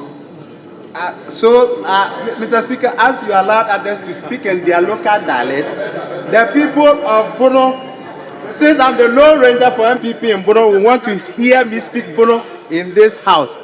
That is also one unfortunate thing. The be in Bono means they as a pronoun. So if you are not saying they, just as you cannot say I sees in English, you cannot say be when you mean one person, the singular. Be is plural, meaning they. So Bebe is not only Bonos who speak Be. Along the western frontier, we have the Nzemas, we have the Ayins, all of us, we speak Be, meaning they. Minianum. Ndanyamia sise ndedadue. Manya kwenya meka Bono ewo Ghana Parliament. Ma Bono fo nyina be temenka so you hear the Be. Low Ranger. Yeah, bompa say.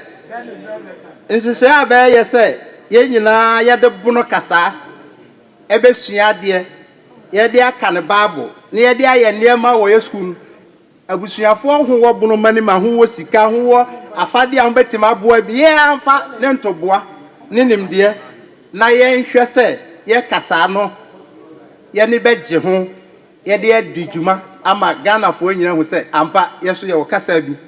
To wit, I'm appealing to all Bonos to be happy about the fact that now we are making deliberate, conscious effort to have the Bono language recognized, documented, written, and used for all purposes in schools in Bono region, and then to also have the Bible written in the Bono language. Yeah, Thank you. Thank you very much. Thank you so much. Honourable members,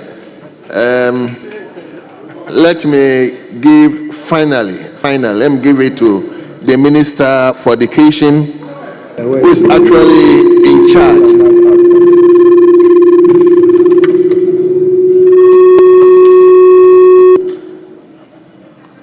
Who is actually in charge for the training of our kids and the need for them to inculcate our mother tongue. Mr. Speaker, let me thank you for the opportunity to contribute to the statement ably made by the Honorable Frank Yeboah on International Mother Language Day, which falls on 21st February 2025, and to commend him for making a statement.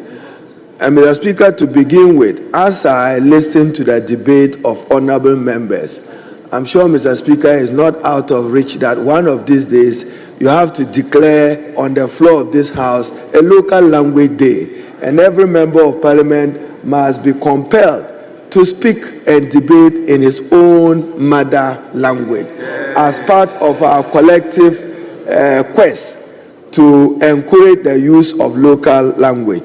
Mr. Speaker, the second is to appreciate that in Ghana, there is no policy shift.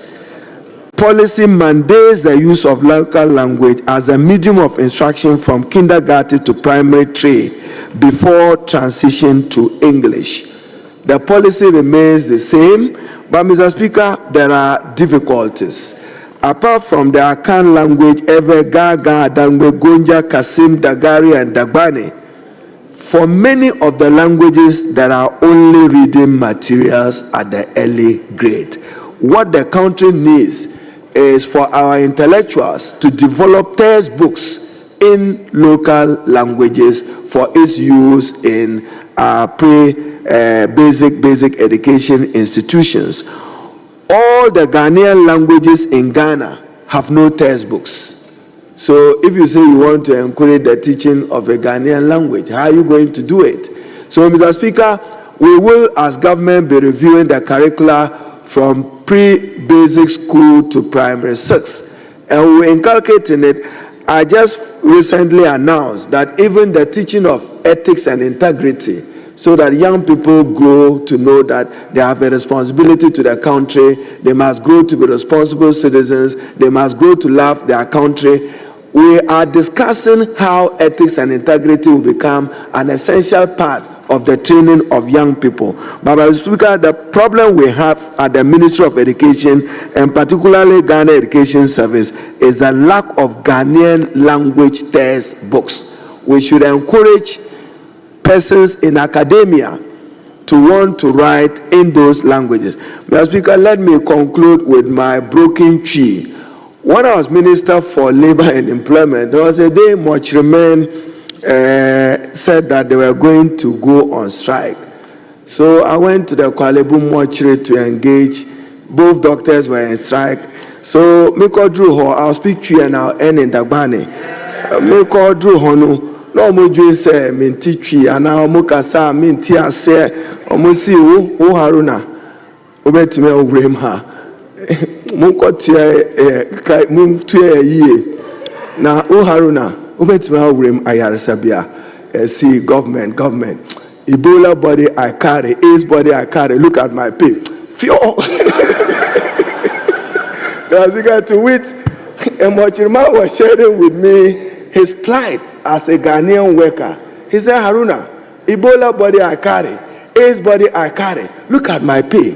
It is not good enough. You work for government. Go and tell your government to pay as well.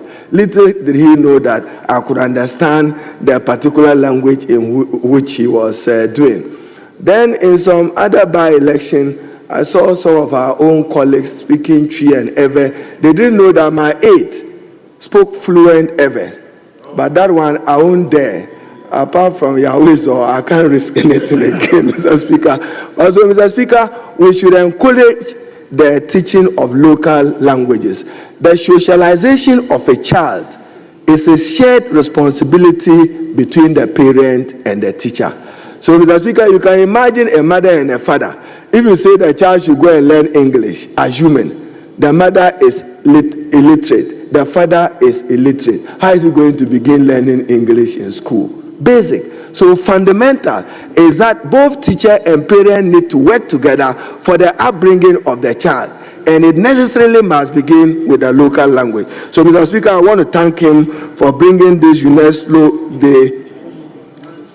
And then also, I should commend the Honorable Jifa Gomasi on the occasion of International Mother's Language Day, together with our colleague. And then just to paraphrase her last paragraph, she says that the Bureau of Ghana Languages has taken commendable steps in publishing educational materials in 11 local languages. Mr. Speaker, there are several local languages in Ghana, more than 11. You cannot have the Bureau publish only 11 languages. And then to the Member of Parliament for Savulugu, we can speak some Dagbani now. Now they so, now you something. Don't try to Dagbani. And the Quran did the shaman. She's bringing a good surprise on her. She knows what I'm saying. Thank you. And thank you, my brother. Thank you, Mr. Speaker. Honorable Haruna and his people. One of the things they used against me when I went into Sabulu was that she can't speak English. Meanwhile, when we go on campaign platforms, we speak Dagbani. And in any case, my predecessor never spoke any proper English. So I'm surprised they used that against me. So, Honorable Haruna,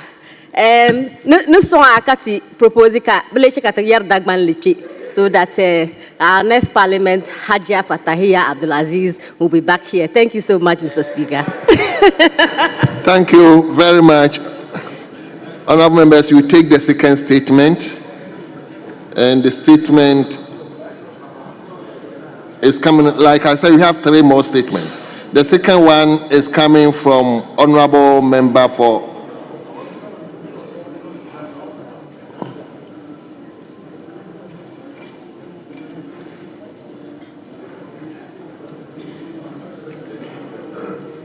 Asin South,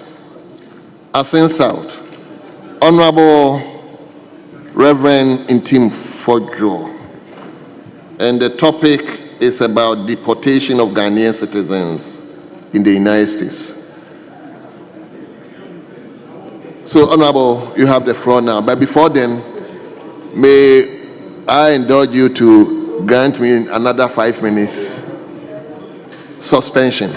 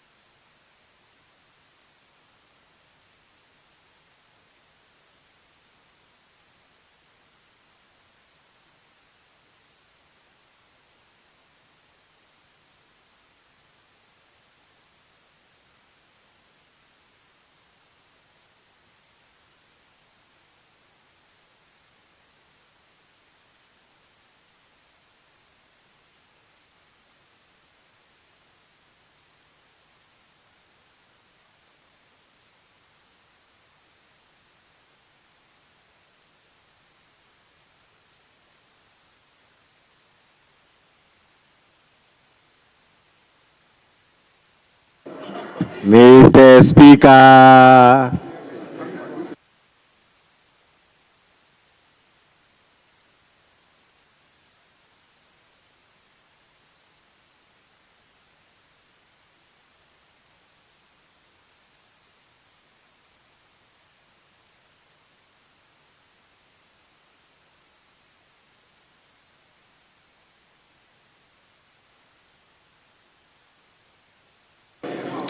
Thank you very much for indulging me. Yes, Honorable Reverend Tim Fojo, you may read your statement.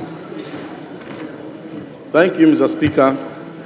I rise to make a statement to address the alarming and deeply troubling deportation of the 156 Ghanaian immigrants from the United States. Since the beginning of 2025, we have witnessed an aggressive crackdown on undocumented immigrants, leading to the forced removal of thousands of immigrants in the United States, many of whom have lived in the United States for decades, built families, and contributed meaningfully to their communities. Mr. Speaker, what is most distressing about these deportations is not only their scale, but the inhumane treatment our citizens endure at United States detention centers before their forced removal. Stories in the news reports paint a grim picture of our fellow citizens subjected to degrading conditions, overcrowded and unsanitary holding facilities, shackles on their hands and feet, denial of legal representation, physical and verbal abuse, lack of medical care, and in many cases, outright violation of their fundamental human rights. Mr. Speaker, these Ghanaians, though facing deportation for various reasons, remain our brothers and sisters. We simply cannot turn a blind eye to their suffering. Mr. Speaker, the question before this House and the government is, what immediate diplomatic measures are being taken to ensure that the human rights of Ghanaian immigrants in the United States are protected? Our citizens deserve fair treatment, and it is imperative that our government demands accountability from the United States authorities regarding the treatment of deportees before their return. I urge the government through the Ministry of Foreign Affairs to strengthen its diplomatic engagements to negotiate humane and appropriate deportation processes and ensure the basic human rights of our dear citizens are not trampled upon. Furthermore, Mr. Speaker, we must address the urgent issue of reintegration. Many deportees arrive in Ghana with no resources, no jobs, no clear path forward. Some have spent most of their lives in the United States of America and would struggle to integrate back into Ghanaian society without support. It is therefore crucial that the government, through the Ministry of Labor, Jobs and Employment, establish structured reintegration programs, including job placement initiatives, skills training, and mental health and psychosocial support for the returnees. We must ensure that they are not left to suffer in silence. Mr. Speaker, due to various factors, including economic hardships at home, many of our citizens have undertaken high-risk and precarious migration in search of better opportunities abroad. Therefore, addressing unemployment and expanding economic prospects is crucial in curbing the number of Ghanaians turning to irregular migration. Government institutions, particularly the Youth Employment Agency, must take decisive action to combat unemployment by creating sustainable job opportunities and offering skill development programs. Even more productive will be for the government to support and incentivize the private sector to create more jobs for the youth. Mr. Speaker, one of the most heartbreaking consequences of this deportation is family separation. Parents are ripped away from their children, spouses are left in limbo, uncertain about their future, and families are torn apart without any clear pathway nor hope to reunification. Many families have been shattered by these mass deportations, with parents separated from their children and spouses left stranded. I strongly urge the government to work through our embassies in the United States to facilitate family reunification processes, ensuring that those affected have a clear legal pathway to reconnect with their loved ones. Finally, Mr. Speaker, I propose that the government instructs our embassies in the United States to fast-track passport processing for undocumented Ghanaian immigrants who wish to regularize their status or make informed decisions about their future before deportation becomes their only option. A proactive approach could prevent further suffering and allow those affected to navigate their immigration challenges with dignity. Now more than ever, it is imperative for the Ministry of Foreign Affairs to lead the charge with alacrity in providing extensive consular services for Ghanaians living abroad, especially in the United States, while deepening bilateral engagement with USA in relation to modalities of deportation. As I conclude, Mr. Speaker, we cannot remain silent while our citizens are treated unjustly abroad and left helpless upon their return. It is our responsibility as a nation to stand for the dignity and rights of all Ghanaians, no matter where they reside. I urge this House and the government to take immediate action to address this pressing issue. I thank you. Thank you very much. Honorable members, we are going to invite two from each side. And yes, Honorable Member for Swami. Mr. Speaker, I thank you very much for the opportunity to comment on the statement by my brother, Honorable Intim Fojo. Mr. Speaker, listening to him, one of the things you come up with is that these deportees will be brought to Ghana. But if you follow the American news cycle, you will realize that the deportees are not all of them are being brought to the country. Indeed, Marco Rubio, who is the Secretary of State, has informed the United States that Panama and El Salvador have accepted to receive deportees from all nationalities into their country. And Mr. Speaker, when you follow the news article, you will see that El Salvador received these deportees into one of their notorious prisons. And the conditions in these prisons are so bad, they are not good for human beings to live in. These are the places where the deportees are being sent to. You also realize that when the deportees are being sent outside the United States, we've seen news cycles which show that they are put in military planes without even proper seats. And so they travel under very extreme and inhumane manner.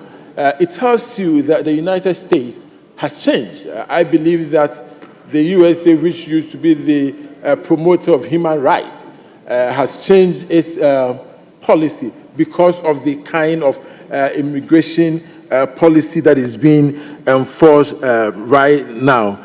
Mr. Speaker, for me, I believe that the reason why people go over to America and these European countries is to seek for greener pastures. These days, we don't have political asylum seekers out of our country any longer. Indeed, if you go out there as a political asylum seeker from Ghana, you will not be accepted. So it tells you where we have come as a country. The only reason why people travel out of the country is because they are seeking to better their lives. And Mr. Speaker, it means for us as a country, we need to do better to provide jobs and job opportunities for the people of Ghana. Mr. Speaker, I will not be able to end this statement by without also advising our people who have traveled outside the country, especially in the United States, to also take care of themselves and be law-abiding. Because one of the fastest ways to get arrested and be brought down is when you commit an offense. In the U.S., police will not be able to stop you without a just cause. So when you are driving a vehicle, you need to ensure that you have everything on the car number, everything, the lights, everything is working properly. Without a just cause, a police officer in the United States will not be able to stop you. So let's be law-abiding when we move from our country to live in places like America. If we do that, I believe that the rate of deportation will be low. And so on that, Mr. Speaker, I thank the maker of the statement, and thank you for giving me the opportunity. I yield the floor. Thank you very much. Let me, yes, Chair Pony. Thank you, Mr. Speaker. I want to add my voice to the statement. I've lived in America before, and I know how the system works. I'm very sure they know what they are doing. All that we can say is that we must leave, our citizens in America must always carry along with them the right document wherever they are going. I have friends there, I have families there, and I'm always in chat with them. I believe that they are law-abiding Ghanaians.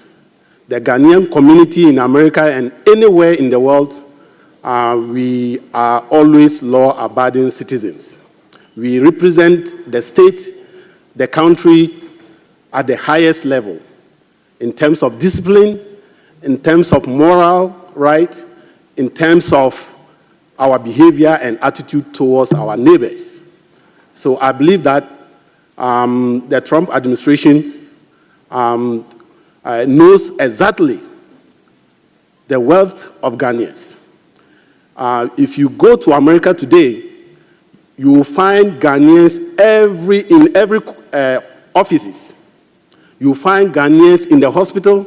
You will find Ghanaians working very hard in the grocery stores. And we serve to the best of our ability wherever we are. So I believe that the policy that the American government is presently or currently executing, you know, America, they are mostly inward. Mostly. They consider what is the best for them. What is the best for them. And Ghanaians, we also understand and know very well that wherever we represent ourselves, we live in the right behavior. So I believe that Ghanaian citizens in America, we must always carry our right documents wherever we find ourselves in order to avoid any litigation. Thank you, Mr. Speaker. Thank you very much. Let me, at least we have one of our own who is, who used to be an ambassador, a diplomat. So, honorable diplomat. Yes, let's hear you. Thank you, Right Honorable Speaker. I want to associate myself with the statement made by the good Reverend. Mr. Speaker, it's true that when people are arrested, especially in the United States, they are subjected to some inhumane conditions. I remember when I used to work at the Foreign Ministry, where we've had times to complain about deportees being chained on flights from the United States to Accra. People, Ghanaians, will be chained and then not even allowed to even go and pee on flights. I think that it's high time we look at this issue and see what can be done about it. At the embassies, oftentimes when Ghanaians are arrested for violating immigration conditions in the States, they don't have certificates, you know, to aid the deportation of these detainees. Other than that, officials will not even know. So I think that we have to take this matter seriously with the embassy here in Accra, and then the foreign minister must also engage his counterparts in the United States. Mr. Speaker, luckily for us, I think that we have the topmost envoy to United States name yet to be mentioned by the President. We are yet to hear who is going to represent our interest in the United States as ambassador.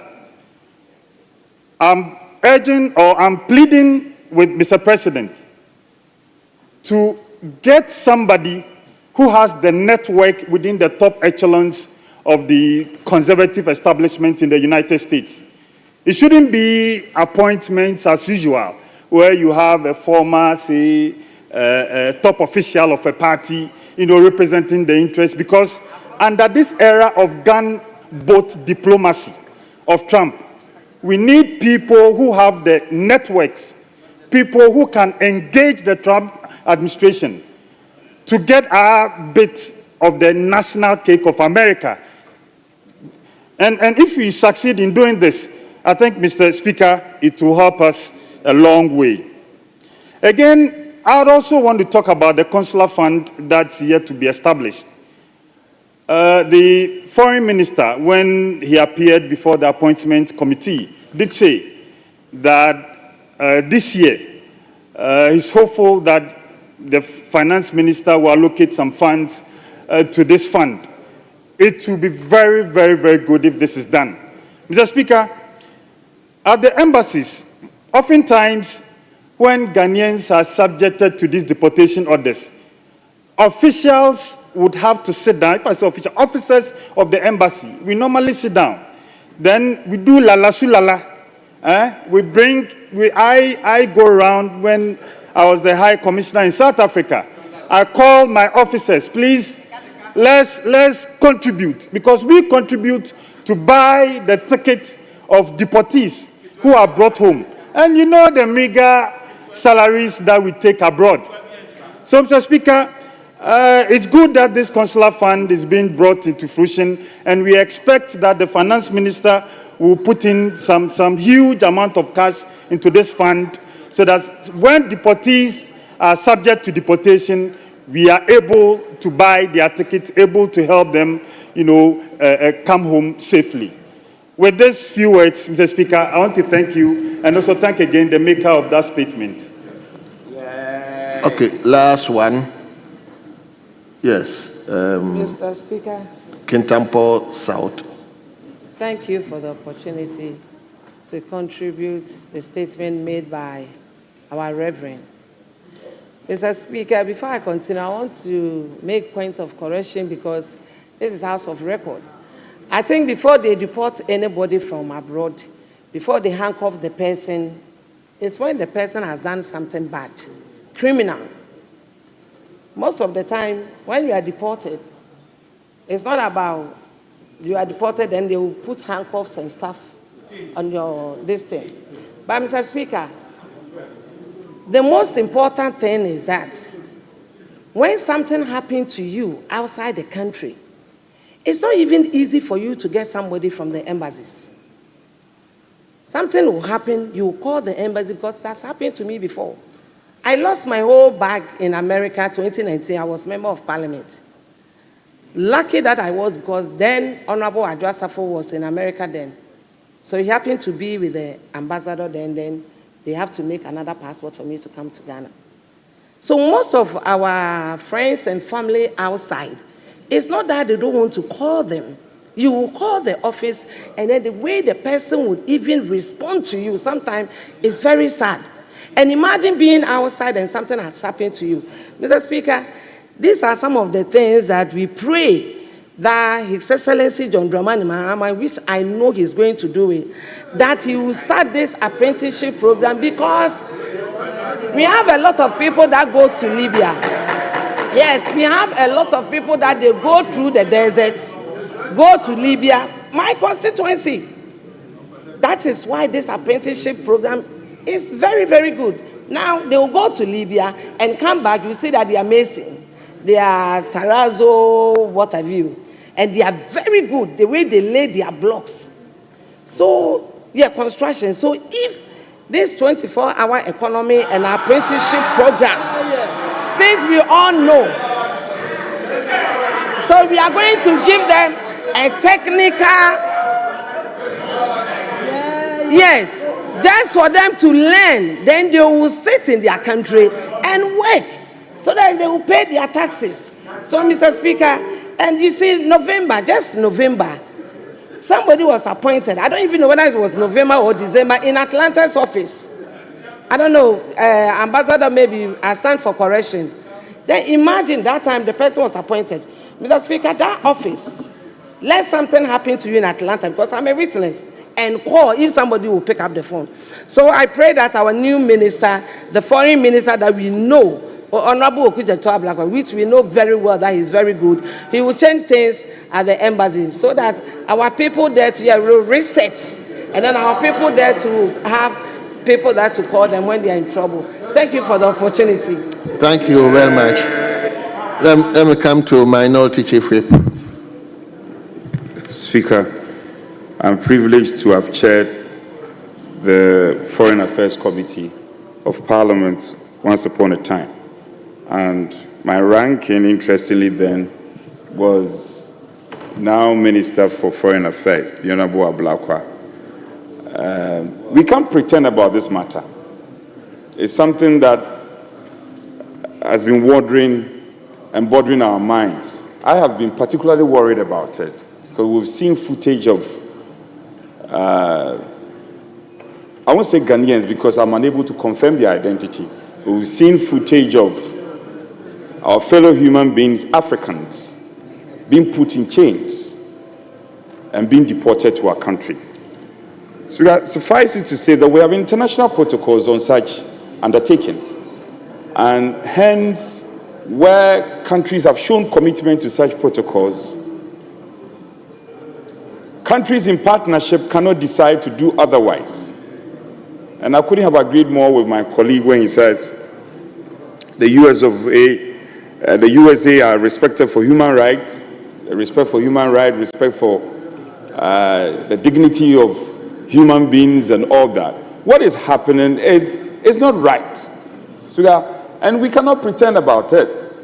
I think by this time, we shouldn't even be at the instance of we members of parliament. The foreign minister should be in this house to tell us, in terms of giving us situational report, what the situation is. Nobody is saying he has caused it. No, deportation is not the first time this is happening, but the circumstance under which it is going on is totally unacceptable. And it frowns on human dignity. So I think we must take interest in this. I would have wished that our Committee on Foreign Affairs goes into that, invite the minister, and then come and how many Ghanaians have been deported so far? What is the situation? We write on international media that Ghanaians cannot even go to churches. I would have wished that, I know, we'll grant the government the benefit of the doubt, because I know under the 24-hour economy, you will be able to encourage Ghanaians to move from the US of A and come to Ghana because you are going to create more jobs. You are going to create more jobs. I'll come to that. So we'll give you some time. Set the tone, create jobs, let Ghanaians move, because all the people outside will be more willing to relocate and come and support the building of our country.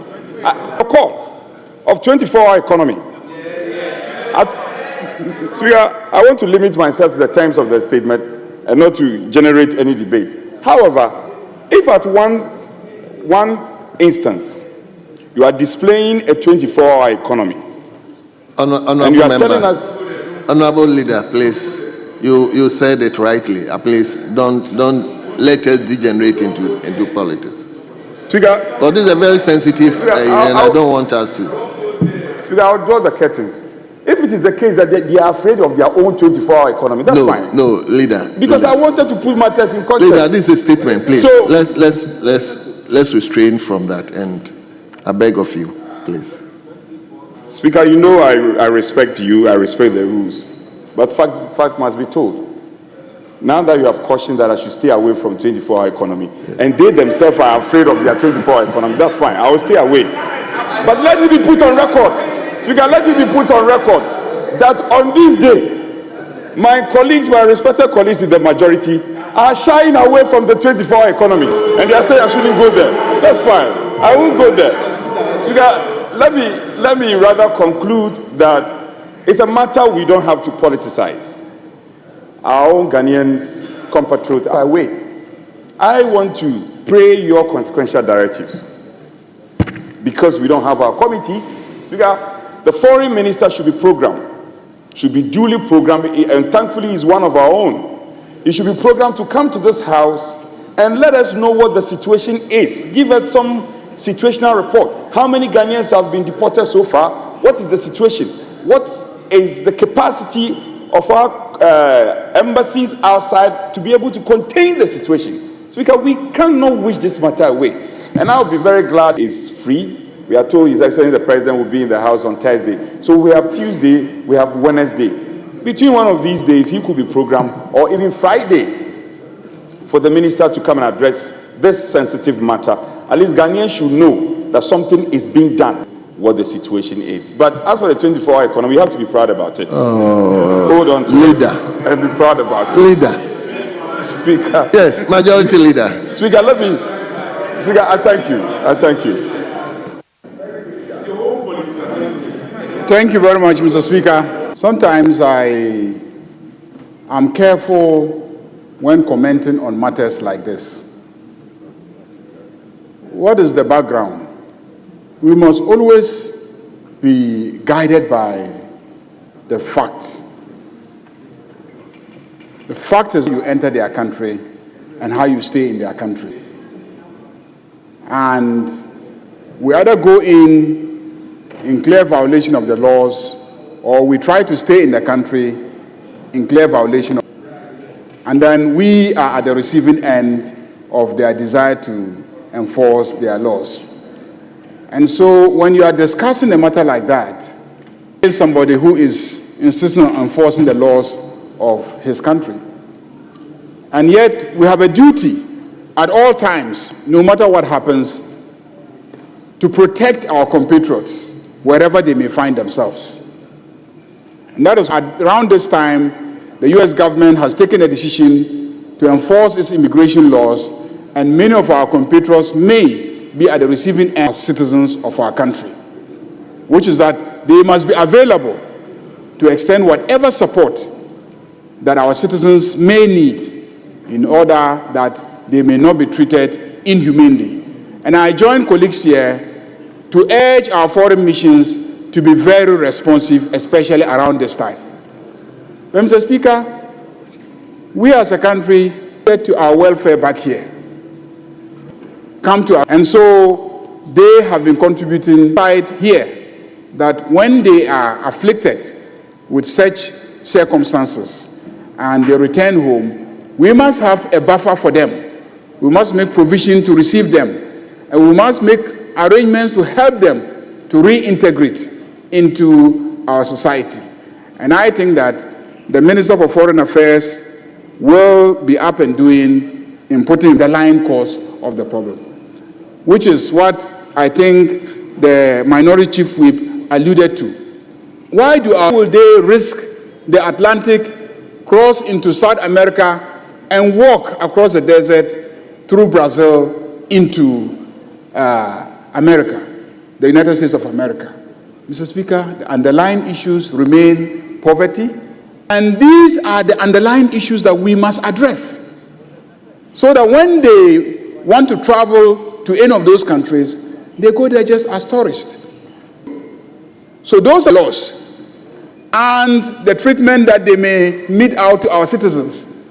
Let's be sitting up and looking at the fundamental, the way that we have misgoverned our countries, the way that we have wasted our resources, the corruption, our inability to provide our people with Europe needs skilled labor. They will be sitting here, green cards and etc. People who have green card and are living there don't get serious. The commitment, it is the way forward. It is the way forward that we invest in human resource development. We invest in skills. When our youth are skillful, line issues of immigration and migrations, I had no objection. I think you had no objection. I had no objection. No, Mr. Speaker. And I had some response from this side when engaged in advocacy of 24-hour economy. That was why we were responding. Not that we are objecting to him mentioning 24-hour economy. Indeed, we acted and voted for NDC massively. Mr. Speaker, I think that as a political class, we owe it a duty to all the Sahara Desert, all those young people who have been victims of rape, of arson, of killings in properly. Start creating real opportunities. Start building their skills. start making the best use of our resources to create economically, minimize it. And when there are immigration enforcement measures in the US, we will not be having sleepless nights. I have been a member of the ECOWAS Parliament because conflict, they migrate within West Africa. We will not easily deal with the problem of migration. Mr. Speaker, let me join colleagues to commend the maker of the statement for drawing our attention to this situation and to join them to urge our Minister for Foreign Affairs to put in place adequate measures to support our compatriots who may be victims of deportation by the United States. Thank you very much, Mr. Speaker. Thank you very much. Honorable members, on that note, I will Foreign Affairs to come to the House on Friday, a week today, to at least. Mr. Speaker, you said Minister for Foreign Affairs. Minister for Foreign Affairs. Because Minister of Foreign, his job is to go foreign. So he might not be available on Friday. Anyway, let's get the information to him. If he's not available, you let us know. Leader, please just carry the message to him that if he'll be to frustrate, restrict. Let's move on. Let's move on, Leader. Speaker, we have a duty to help you navigate properly. And in the end, of course, we agree that the portfolio is foreign affairs. Speaker, let it be on record that it is this House that normally invites ministers. It's not the other way around. The ministers will say that as and when I'm available. It cannot be the case. Leader, we've gone past it. Speaker, your directive should be that. Speaker, that's your directive. That you should be coming on Friday. I'm out of order. Speaker, I'm just saying that this particular minister is the Minister for Foreign Affairs. The Minister for Foreign Affairs. His duty is to represent us at international conferences, at AU meetings, UN meetings, all other international events. So I'm just cautioning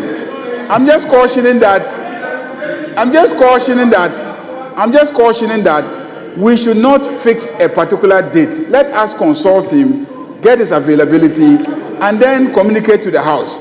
But to just say that he has to come on Friday, if he's not in the country on Friday, we'll be forced to come and tell him he's not available on Friday. So this is just, I won't say that in relation to the Minister for Interior and make it subject to his availability. Mr. Speaker, you know that this is somebody who likes to attend this House. So ordinarily, if he's in the country, he would love. Leader, please, let's. Speaker, I plead with you. I represent my people. This is the minority. You see, Speaker, we shouldn't. We shouldn't set that precedent. Are you sure? Speaker, with respect, we shouldn't set that precedent. Over the years, the practice has been, Speaker, communication and directives from you go to the ministry. Where they have difficulty, they write to the House. It should remain like that. So if he has difficulty, he should get back to us. That's fine. So the second statement or the third statement is a statement from the constituency of the Speaker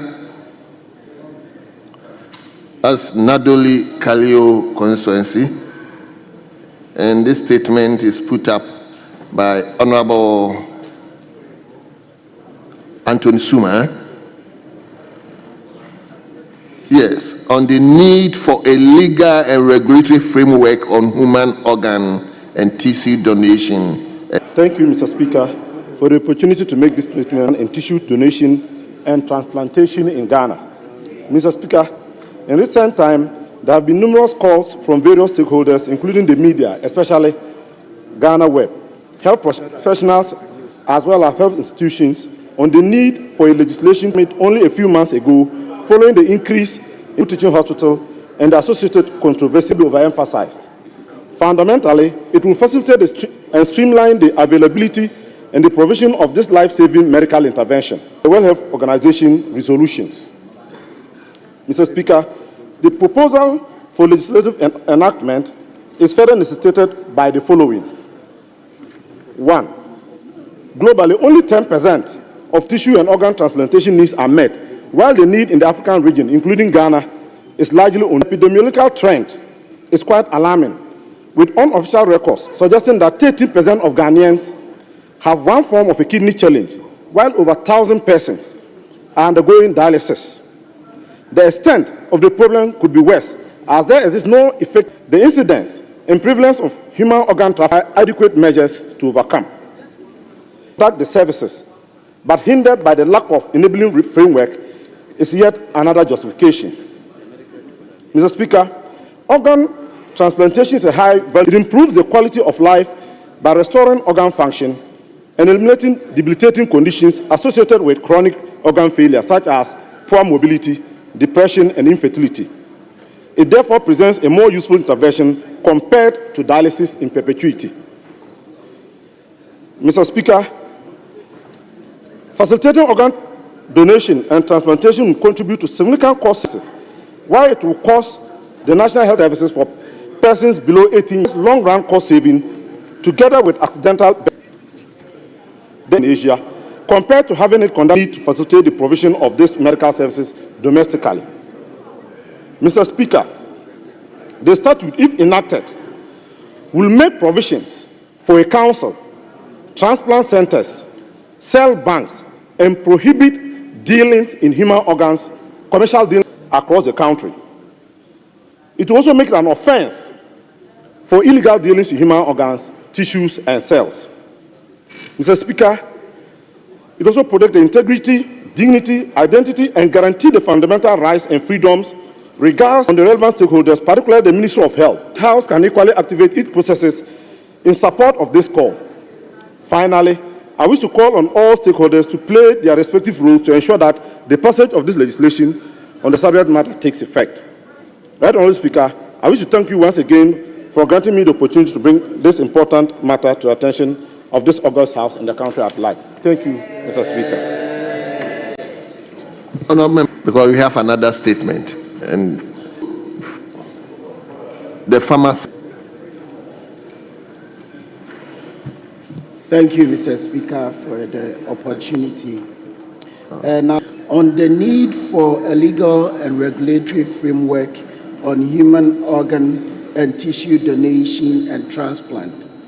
Mr. Speaker, we forget about the heart, we forget about the liver, we forget about pancreas, and most of the time we even forget about the intestines. Ethical practice as far as organ and tissue transplant is concerned is very critical that we as a country have such a law act that prohibits and regulates the organ transplant and how it gets to another patient. They also have in addition what we call the uniform and organs to people. Mr. Speaker, please, because you know what are different approaches. Most countries may want to look at presumed consent. Some countries may look at what we call the innate legal system in place with transplant. But if we should have this law, could be at an end stage issue where we may need an organ transplant. But because we don't have a legal system in place, be able to identify how many people that are in need of transplant and how many people that are ready to donate their organs for transplant. Because such countries that have such laws in place, people are able to either go under the presumed organ transplant system or the consent system. In that case, people can decide when they are going for their driver's licenses, or they can give that permission to their relative to be able to do that. So it's very critical that we have such a thing in place. Then, of course, because we also don't have an act in place, a country like the United States right now is talking about over 104,000 people who are on the waiting list to receive one organ or the other for transplant or an organ, because we don't have these laws. Like Brahumanis and organ transplant, they will be treated fairly, because when you need an organ, we are all human beings and we have to be treated fairly. So it's very critical that we have this organ donation legal framework in place. Mr. Speaker, one other thing that could also help us When you get to do with organ transplant, there are a whole lot of risks that goes with organ transplant. And because we don't have a legal framework guiding organ transplant, we realize that people go through crude means to be able to help curb what we call the surgical risks that comes with organ transplant. And many a times, these surgical risks are taken for granted. But whilst we are trying to solve death, most people tend to get infections whilst going through this transplant, and most people tend to have problems, what we call complication organs. The fact that people could be treated fairly to receive an organ, and the fact that we can come as a country, we can make resources available, and we can also train people to have the capacity to be able to go through a proper transplant processes. We need to have this framework in place, treated fairly. Thank you, Mr. Speaker, for the opportunity. Thank you very much. Yes, Dr. Sandari, yes. Yeah, thank you very much, Mr. Speaker, for the opportunity. Constituency,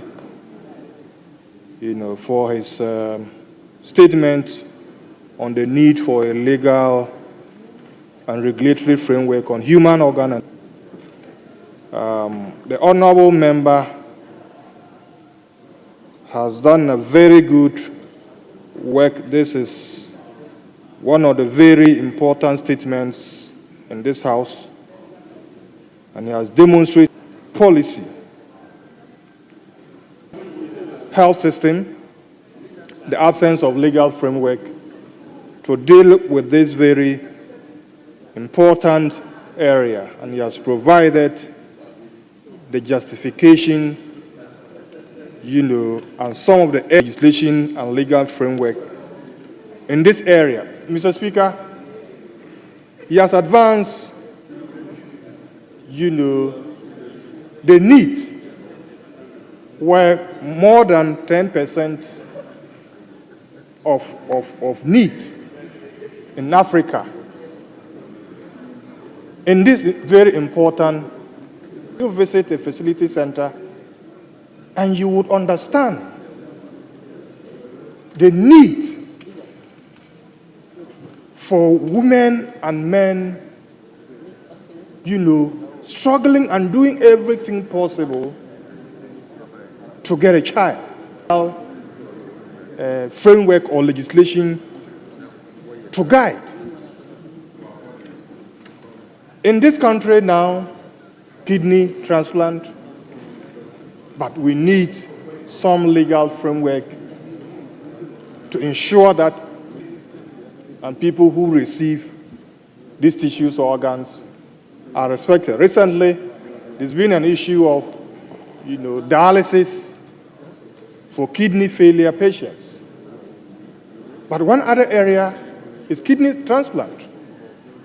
Because if you are able to get a kidney from a donor, you live longer.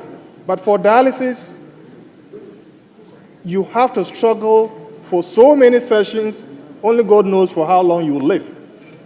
So all these justify that there's a need to look at this area and ensure that we have a legal framework that guides, many of these specialist centers that we have in this country, because technology, medical technology has advanced.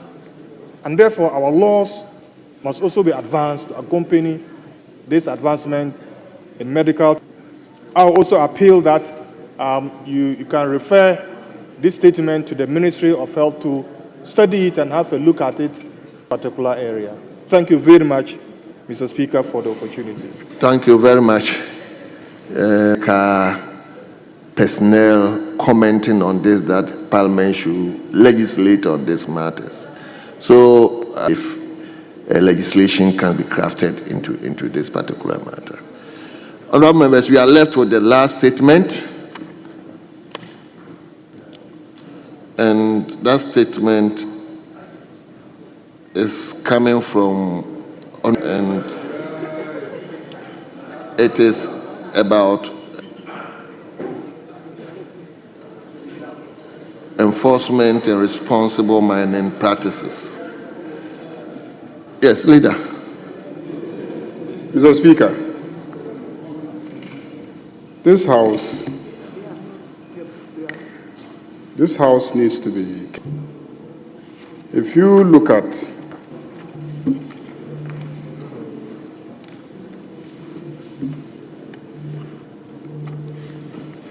Constitution, let's look at it.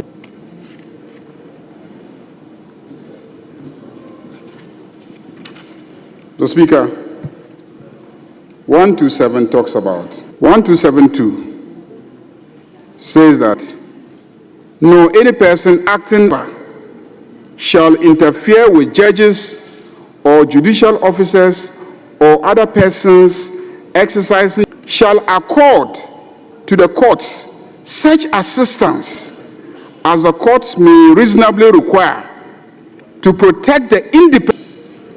So, Speaker, if you look at our standing orders, it is also clear. Mr. Speaker, Order 20 is clear that the Speaker shall uphold the honor, dignity, and sanctity of the House. Mr. Speaker, the maker of the statement has been convicted by a High Court. Convicted by a High Court. I have read it in the papers, so that this House will be telling the courts that it doesn't matter what you do. Mr. Speaker, it doesn't uphold the dignity and honor of this House. It doesn't uphold the dignity and honor of this House. That he has been convicted by the courts, and indeed, the basis of his conviction is a conduct in this chamber. The basis of his he was cautioned that if he insisted and had himself sworn in as a member of Parliament in the face of a restraining order by a court, if the court came after him, very clear in this chamber, and he took it upon himself to take the risk, and then he was ready to take responsibility for his conduct. Mr. Speaker, it's time for him to go and act. In sitting here and listening to him make a statement as if the courts are nothing, Mr. Speaker, I'm not ready to be part of it. So I have strong. He should go and appeal against the conviction, have it set aside, and come back. And we have a duty as a House to uphold the dignity, the integrity, and the respect of our courts and the rule of law. He is aware. Your leader on several occasions told the Speaker that even if he was not served, once he became aware of a decision of the court, the Speaker must act on the basis of becoming aware. So it's not a question of whether he has been served. He is aware that the courts have convicted him. I said, don't do that. Yes, Minority Leader. I'm a Minority Chief Whip. Let me allow my colleague. Afterwards, you wouldn't comment, please. This is not a matter of debate. I'm giving the opportunity to you because you are a leader. Speaker, first of all, once you yield it.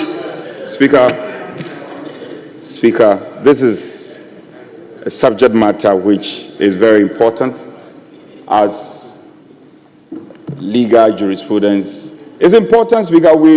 But I thought that he being and then we can conclude on that. Saying what I'm saying is, Speaker, with greatest respect to our colleagues, when the leader was speaking, we all paid attention and listened to him in silence. Why can't you listen? Public is one-sided.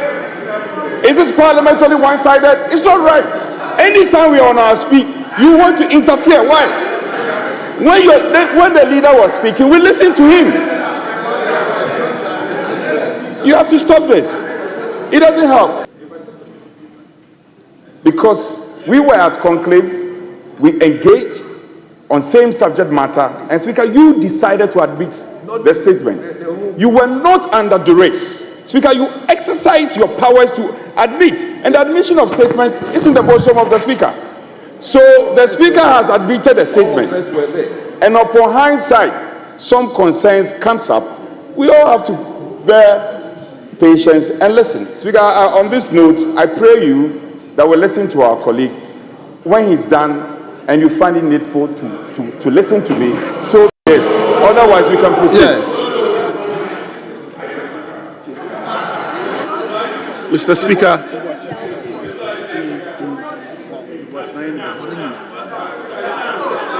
allow. Stand tall. Stand tall. you wish you could also stand. Stand tall. You wish you could also stand. Stand tall. Mr. Speaker, I'm very grateful for the opportunity. Mr. Speaker, I'm also very grateful to the Minority Chief Whip. I am also very grateful. Honorable members, why? Mr. Speaker.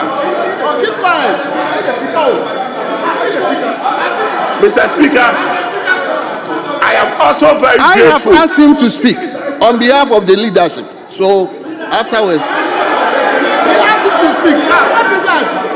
Mr. Speaker, I am also very grateful to the Minority Chief Whip, who is keen on seeing to the development of his first timers. Minority, that the principle Parliament is inferior to the judiciary. It is very important. The protection which is given by the Constitution, in the same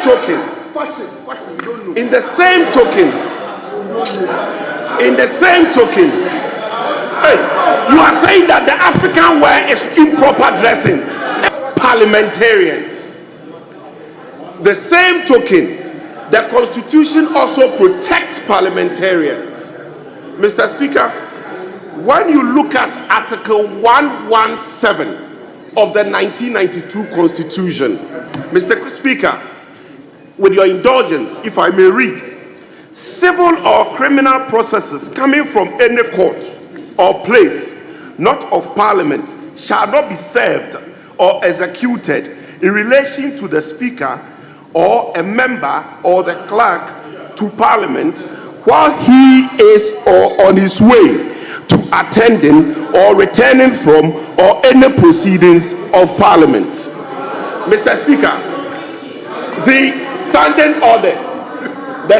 orders, Mr. Speaker, titled Matters Relating to Criminal Processes. Mr. Speaker, it is very important that we emphasize that contempt.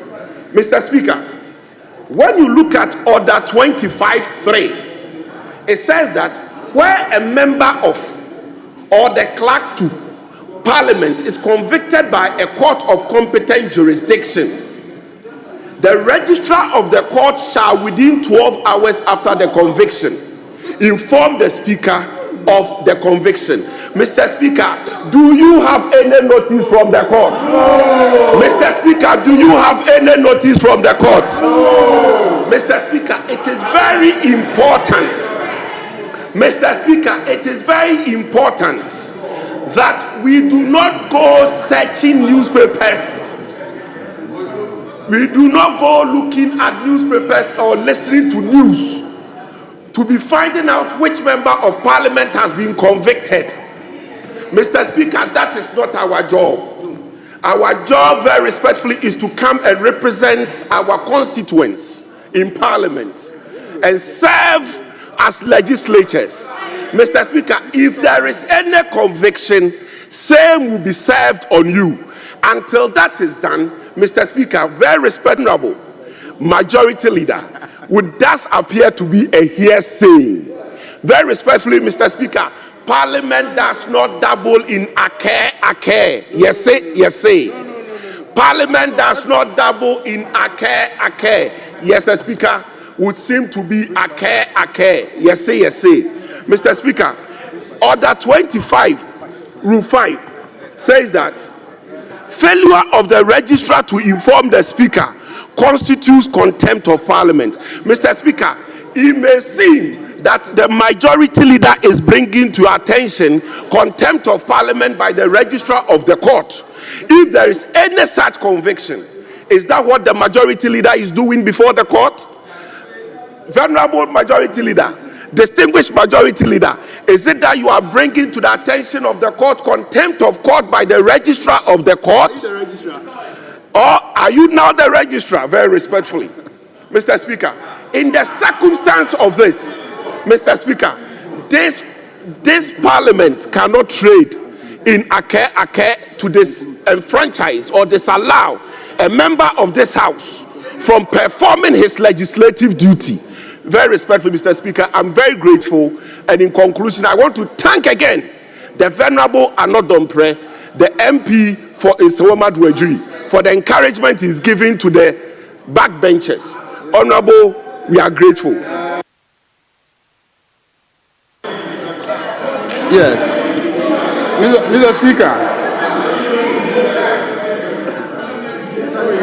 Mr. Speaker, the honorable member who just spoke, he cited Order 25 of our standing orders. Mr. Speaker, Order 25, 24 deal with the service of processes. We're not talking about the service of processes. We're not. Mr. Speaker, secondly, Order 25 talks about, please listen. Where a member of or the clerk to parliament is restricted, detained, or arrested, the person responsible for the restriction, detention, or arrest shall within 6 hours detention or arrest. Has the man been arrested? Has he been restricted? Has he been detained? So how does Order 25 come into play? Mr. Speaker, here we are talking about Mr. Speaker, here we are talking about a conviction. A conviction. He has been convicted. He has been convicted. Mr. Speaker, I know because he is defending his right to speak here, because he says that even if he has been convicted, if we have not been properly served, nobody in this chamber is denying that he hasn't been convicted, because they know he has been convicted. It is public knowledge. It is common knowledge. It's been covered widely by the media. And my argument is that this house must respect a coordinate branch of government. We will not arrest him and hand him over to the judges. We will not arrest him and hand him over to the prisons authorities. But we will not condone him coming here and boldly making statements on the floor of this house as if we don't care about the judiciary and what they are doing. It doesn't speak well of the rule of law. There's somebody who knows very well that he has been convicted by the courts for a conduct that he engaged in this house. And we caution him in this house. We say, look, there is a court order restraining you from being sworn in. If you refuse and you allow us to swear you in, you will be held accountable. And he said, yes, he's ready to be held accountable. Now he has been held accountable by the courts, and he wants to come and use this parliament as a shield. Mr. Speaker, it won't happen. This side will not allow that. We will not allow him to make the statement on this floor, because he has been convicted by the courts. At least he should go and file an appeal. He should file an appeal. He should seek to stay the execution of the orders of the court. Then we know that due process is being complied with. Mr. Speaker, I want to indicate clearly that if you insist and admit this statement and you allow him to make the statement, this side of the house will wash our hands off and then we'll walk out and leave you to make your statements. We'll wash our hands off because we don't believe in undermining the judiciary. We don't believe in undermining the rule of law. We will not join you to undermine the rule of law. We will not join you to undermine the judiciary. We will wash our hands off and then we'll leave the chamber.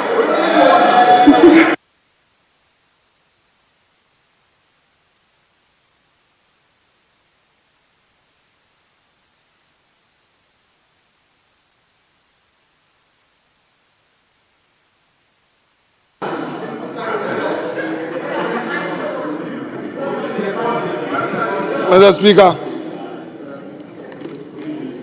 I was watching proceedings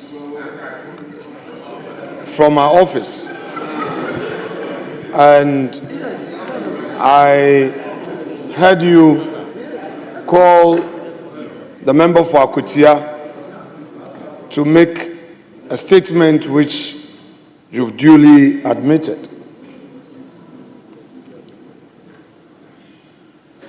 Upon calling his name, the majority leader and leader of government business rose up, relying on Order 20 and Article 127 of the Constitution. He argued. First leg of his argument, inviting you to uphold the dignity of this House and generally to help in respecting the independence of the judiciary. Let me say that those submissions he made, though are legal submissions, but I find those submissions very rich in the context that he submits same on this House floor. Mr. Speaker, first, the applicant. In October 2024, a matter arose regarding some vacant seats. I, as a leader of government business, feeling dissatisfied, and upon reading the Constitution, felt that the right place and forum was the Supreme Court. Mr. Speaker, the majority leader, who was a de facto legal advisor to the then minority front bench, was very much aware of the matters in issue. I first sought an ex parte relief. I first applied to the court, invoked the jurisdiction of the court through an ex parte application, and made all the matters known to the court, and the court ruled in my favor. That order of the court staying the decision of the Speaker, which stay of execution allowed the majority to stay in its place, was forcefully challenged with all the energy from the majority leader, who was the de facto legal advisor to the front bench. Mr. Speaker, his side did not respect the Supreme Court. Mr. Speaker, in fact, physically, they moved in to occupy the seat of the majority. Mr. Speaker, after that,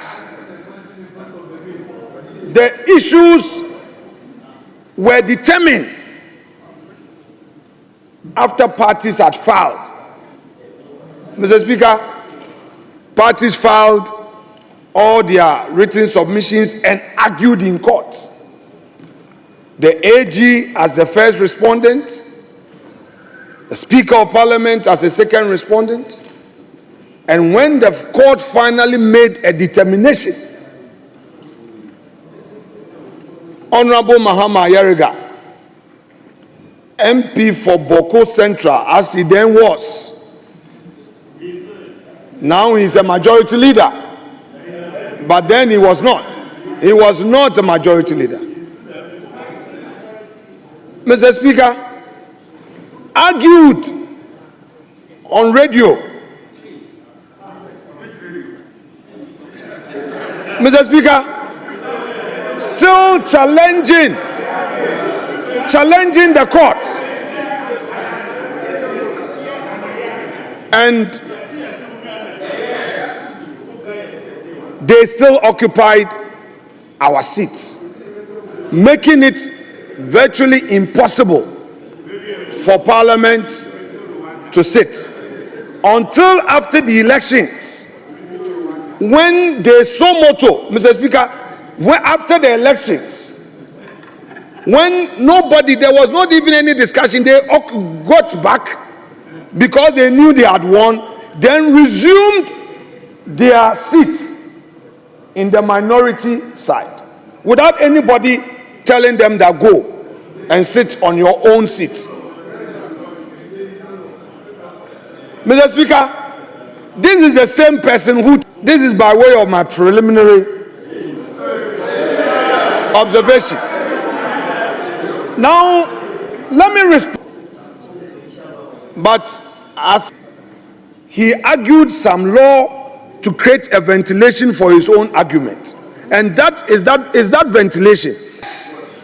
The member has filed an appeal and is staying the execution of the order. So, Mr. Speaker, with that information, that, Mr. Speaker, if his concerns is about the rule of law, this side would always respect the rule of law. The honorable member has indeed filed an appeal, filed a stay of execution, and for your information, there was a stay of proceedings. There was a stay of proceedings application pending before the very judge. A stay of, yes, and you are a practitioner. A stay of proceedings application pending before the very judge. Jurisdiction of the court, of the Supreme Court, under Article 132 of the Constitution. Mr. Speaker, the court below, the High Court in Koforidua, had been served, and the registrar of the court indeed had brought that process to the attention and notice of the judge. Mr. Speaker, our side, even where we disagree, we will not go insulting judges. The fact that we have been quiet does not mean that we think the judge has been fair to us. And when we disagree with a judge, we will use lawful process and lawful means to challenge the orders of the court. Mr. Speaker, we are saying that there is a process pending before the court. There is no finality in the matter in issue. The honorable majority leader who raised the matter knows very well that a conviction, even if the member has been served,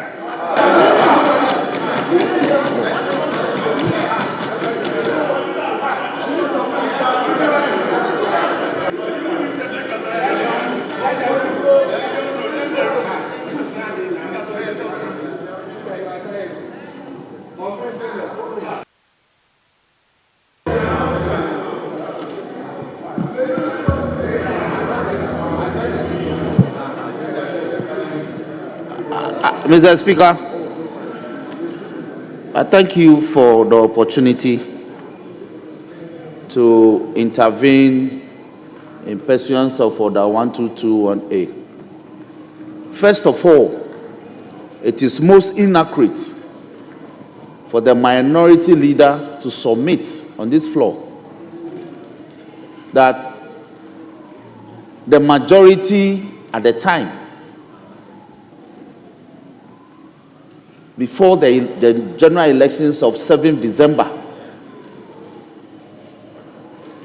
we forcefully refused to respect the court order. It cannot be accurate. The terms of the court order were specific. The court orders were directed at the speaker to perform a certain function. And being the occupier of that seat, we submitted that until that decision was taken by the House. The status quo ante will remain. What was the status quo ante? Our position by occupying the majority side before the court decision. That cannot be erroneous in law. The court itself ordered that the House must take that decision. So for him to submit that we unlawfully, forcefully, and refuse to obey the court order, that cannot be allowed to form part of the records of this House. Tomorrow it can be invoked against us. That's one. Two, Speaker, when you are convicted by a court of competent jurisdiction, you don't file stay of proceedings. They have been convicted. Waters have passed under the bridge. You are convicted. Please, I'm not misquoting you. I heard you clearly. I was waiting to tell you. I was waiting to respond. Speaker, I have not yielded the floor to the honorable minority leader Spain and in silence. I know he'll come back. If you are convicted by a competent court of jurisdiction, conviction, what follows is sentencing. And that is what is pending in this matter. You don't file a stay of proceedings, with all due respect. Now, third, Mr. Speaker, I rose, Mr. Speaker, Listen. You see, he was speaking. I would have given you opportunity to also speak if you had allowed him to finish. I thought you were coming to a point. Coming on point of order, but Mr. please, Speaker, you've raised the issue. Let me finish. Mr. Speaker, I'm not done. I anchored my submission pursuant of Order 1221A. I am not done. Mr. Speaker, you give the minority leader sometimes 1 hour to make submissions. I've not even done 5 minutes. So permit me. This house is a house of politics. What is doing is politics. It is not religion. It is not faith. It is not economics. It is politics. What they seek to do is politics. And we cannot allow politics to impugn the integrity of the courts. We cannot. Mr. Speaker, this house is mandated in law not to engage in an irregularity, in any unlawful conduct. We cannot participate in it. And we cannot allow the house, properly constituted, to engage in it. It cannot. So Mr. Speaker, this house, and he's become a fugitive of justice. He's a fugitive of justice. Mr. Speaker, for what follows conviction is sentencing. What he should be doing is to sending his lawyers to the court, to the High Court, to submitting a plea of allocutus, a plea mitigation, not. But who yield the floor? That will allow the honorable member. Very well. Mr. Speaker, so let me conclude by saying that the minority leader, an able lawyer that he is, to go and respect the court, you need to submit an arrest warrant. As this house cannot to have locus. Mr. Speaker, on this note, we want to urge you that, leader, if I have your permission, let me move that the house be adjourned. The house be adjourned. Let me move that the house be adjourned. Yes.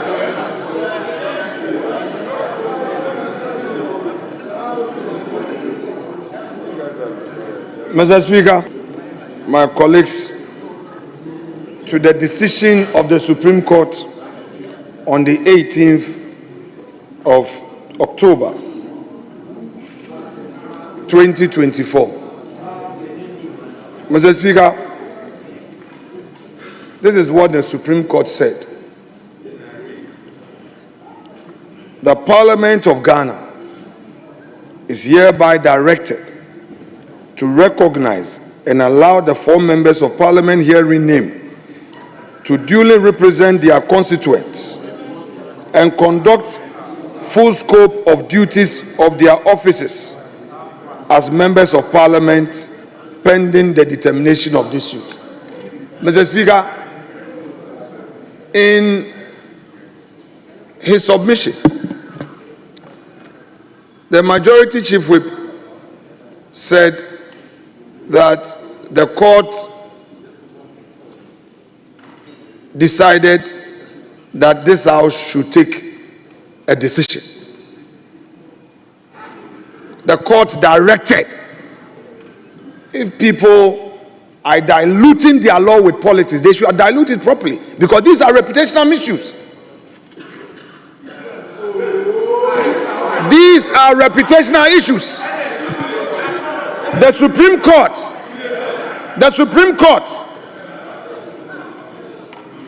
did not urge upon us to take a decision. It directed. And I submit that they refused to respect the decision of the Supreme Court. That is what they did. And today, I am directly confronting you with that decision you took in October. Mr. Speaker, that aside, in my earlier submissions, my argument was to the effect that prior to the conviction, the court was seized with an application to stay proceedings. I didn't say that the man filed a stay of proceedings. I didn't say the man filed a stay of proceedings pending appeal. I didn't say that. He had a stay. Mr. Speaker, I know some people are at the back there. I am aware they have finished their LLB, and I know they are still attempting to get to the law school. I am a practitioner. Mr. Speaker, I am a courtroom practitioner. I know courtroom practice and courtroom rules. So I'm talking law. And I want my colleagues to listen. I'm saying that Honorable Kumi had filed a stay of proceedings application, which application was pending before the court at the time that the same court was seized with the application committing him for contempt. The court was aware. And I am saying that the court, after its decision, there is a stay or no. I'm letting them know now. It is most unfair for Mr. Dafio Meko to describe a respected colleague as a fugitive.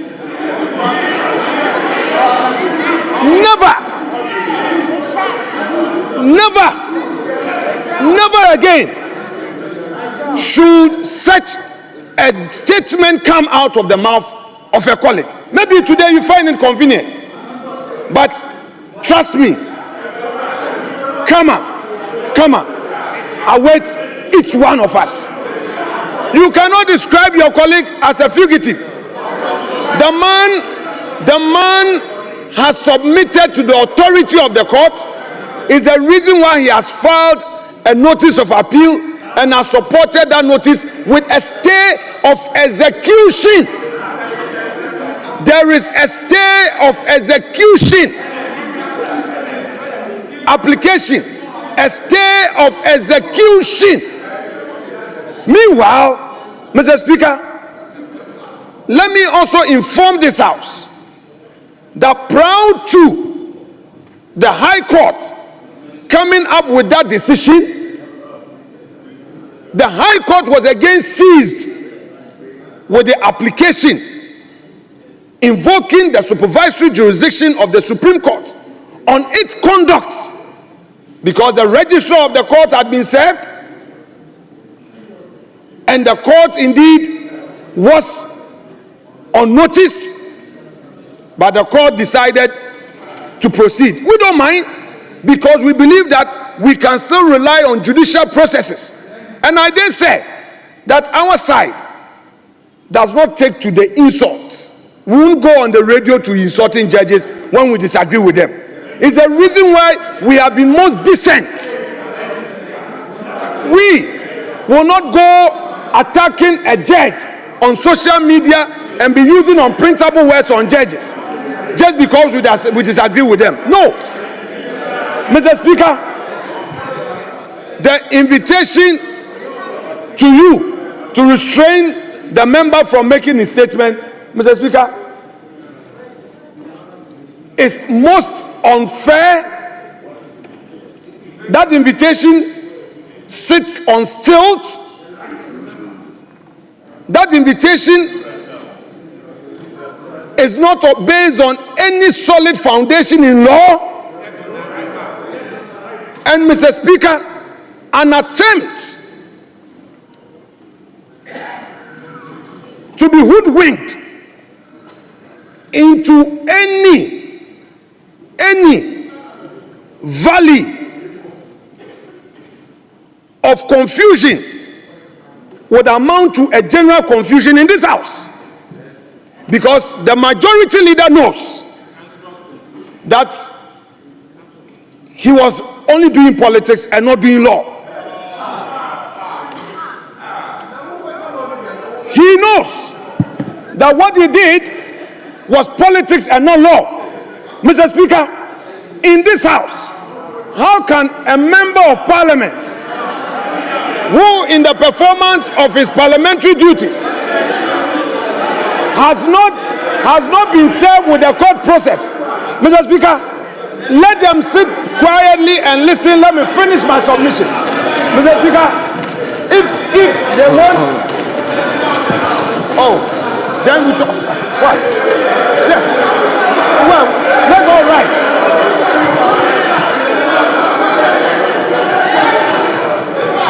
Mr. Speaker, it is clear that the NDC side, when they talk, they don't want anybody also to have this opportunity. It was started by you. I am responding to your argument. Why? We cannot respond to you.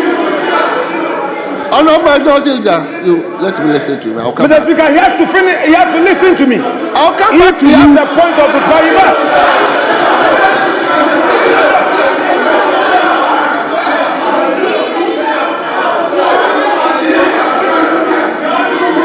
When Afenyo Maki speaks, many of you will get that. When Afenyo Maki, many points of order. Honorable members. Where? Many points of order. Honorable members. You cannot tolerate. If you wouldn't allow me, I will go ahead, suspend the House, and you will not adjourn the House, Mr. Speaker. They want an adjournment. We will argue the case today. We will argue no adjournment, Mr. Speaker. We will argue. Let us argue the issues with the adjournment. Honorable members. You are running away. You brought your application, you are running away. Honorable You members, got your application, you are the running time away. is 5 to 4 o'clock. You are in my hands. The House is accordingly adjourned.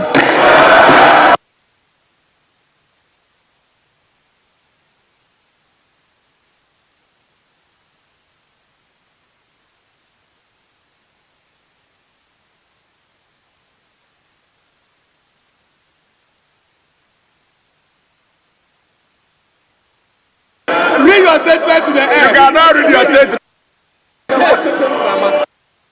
Your statement. You cannot read your statement. You cannot read your statement.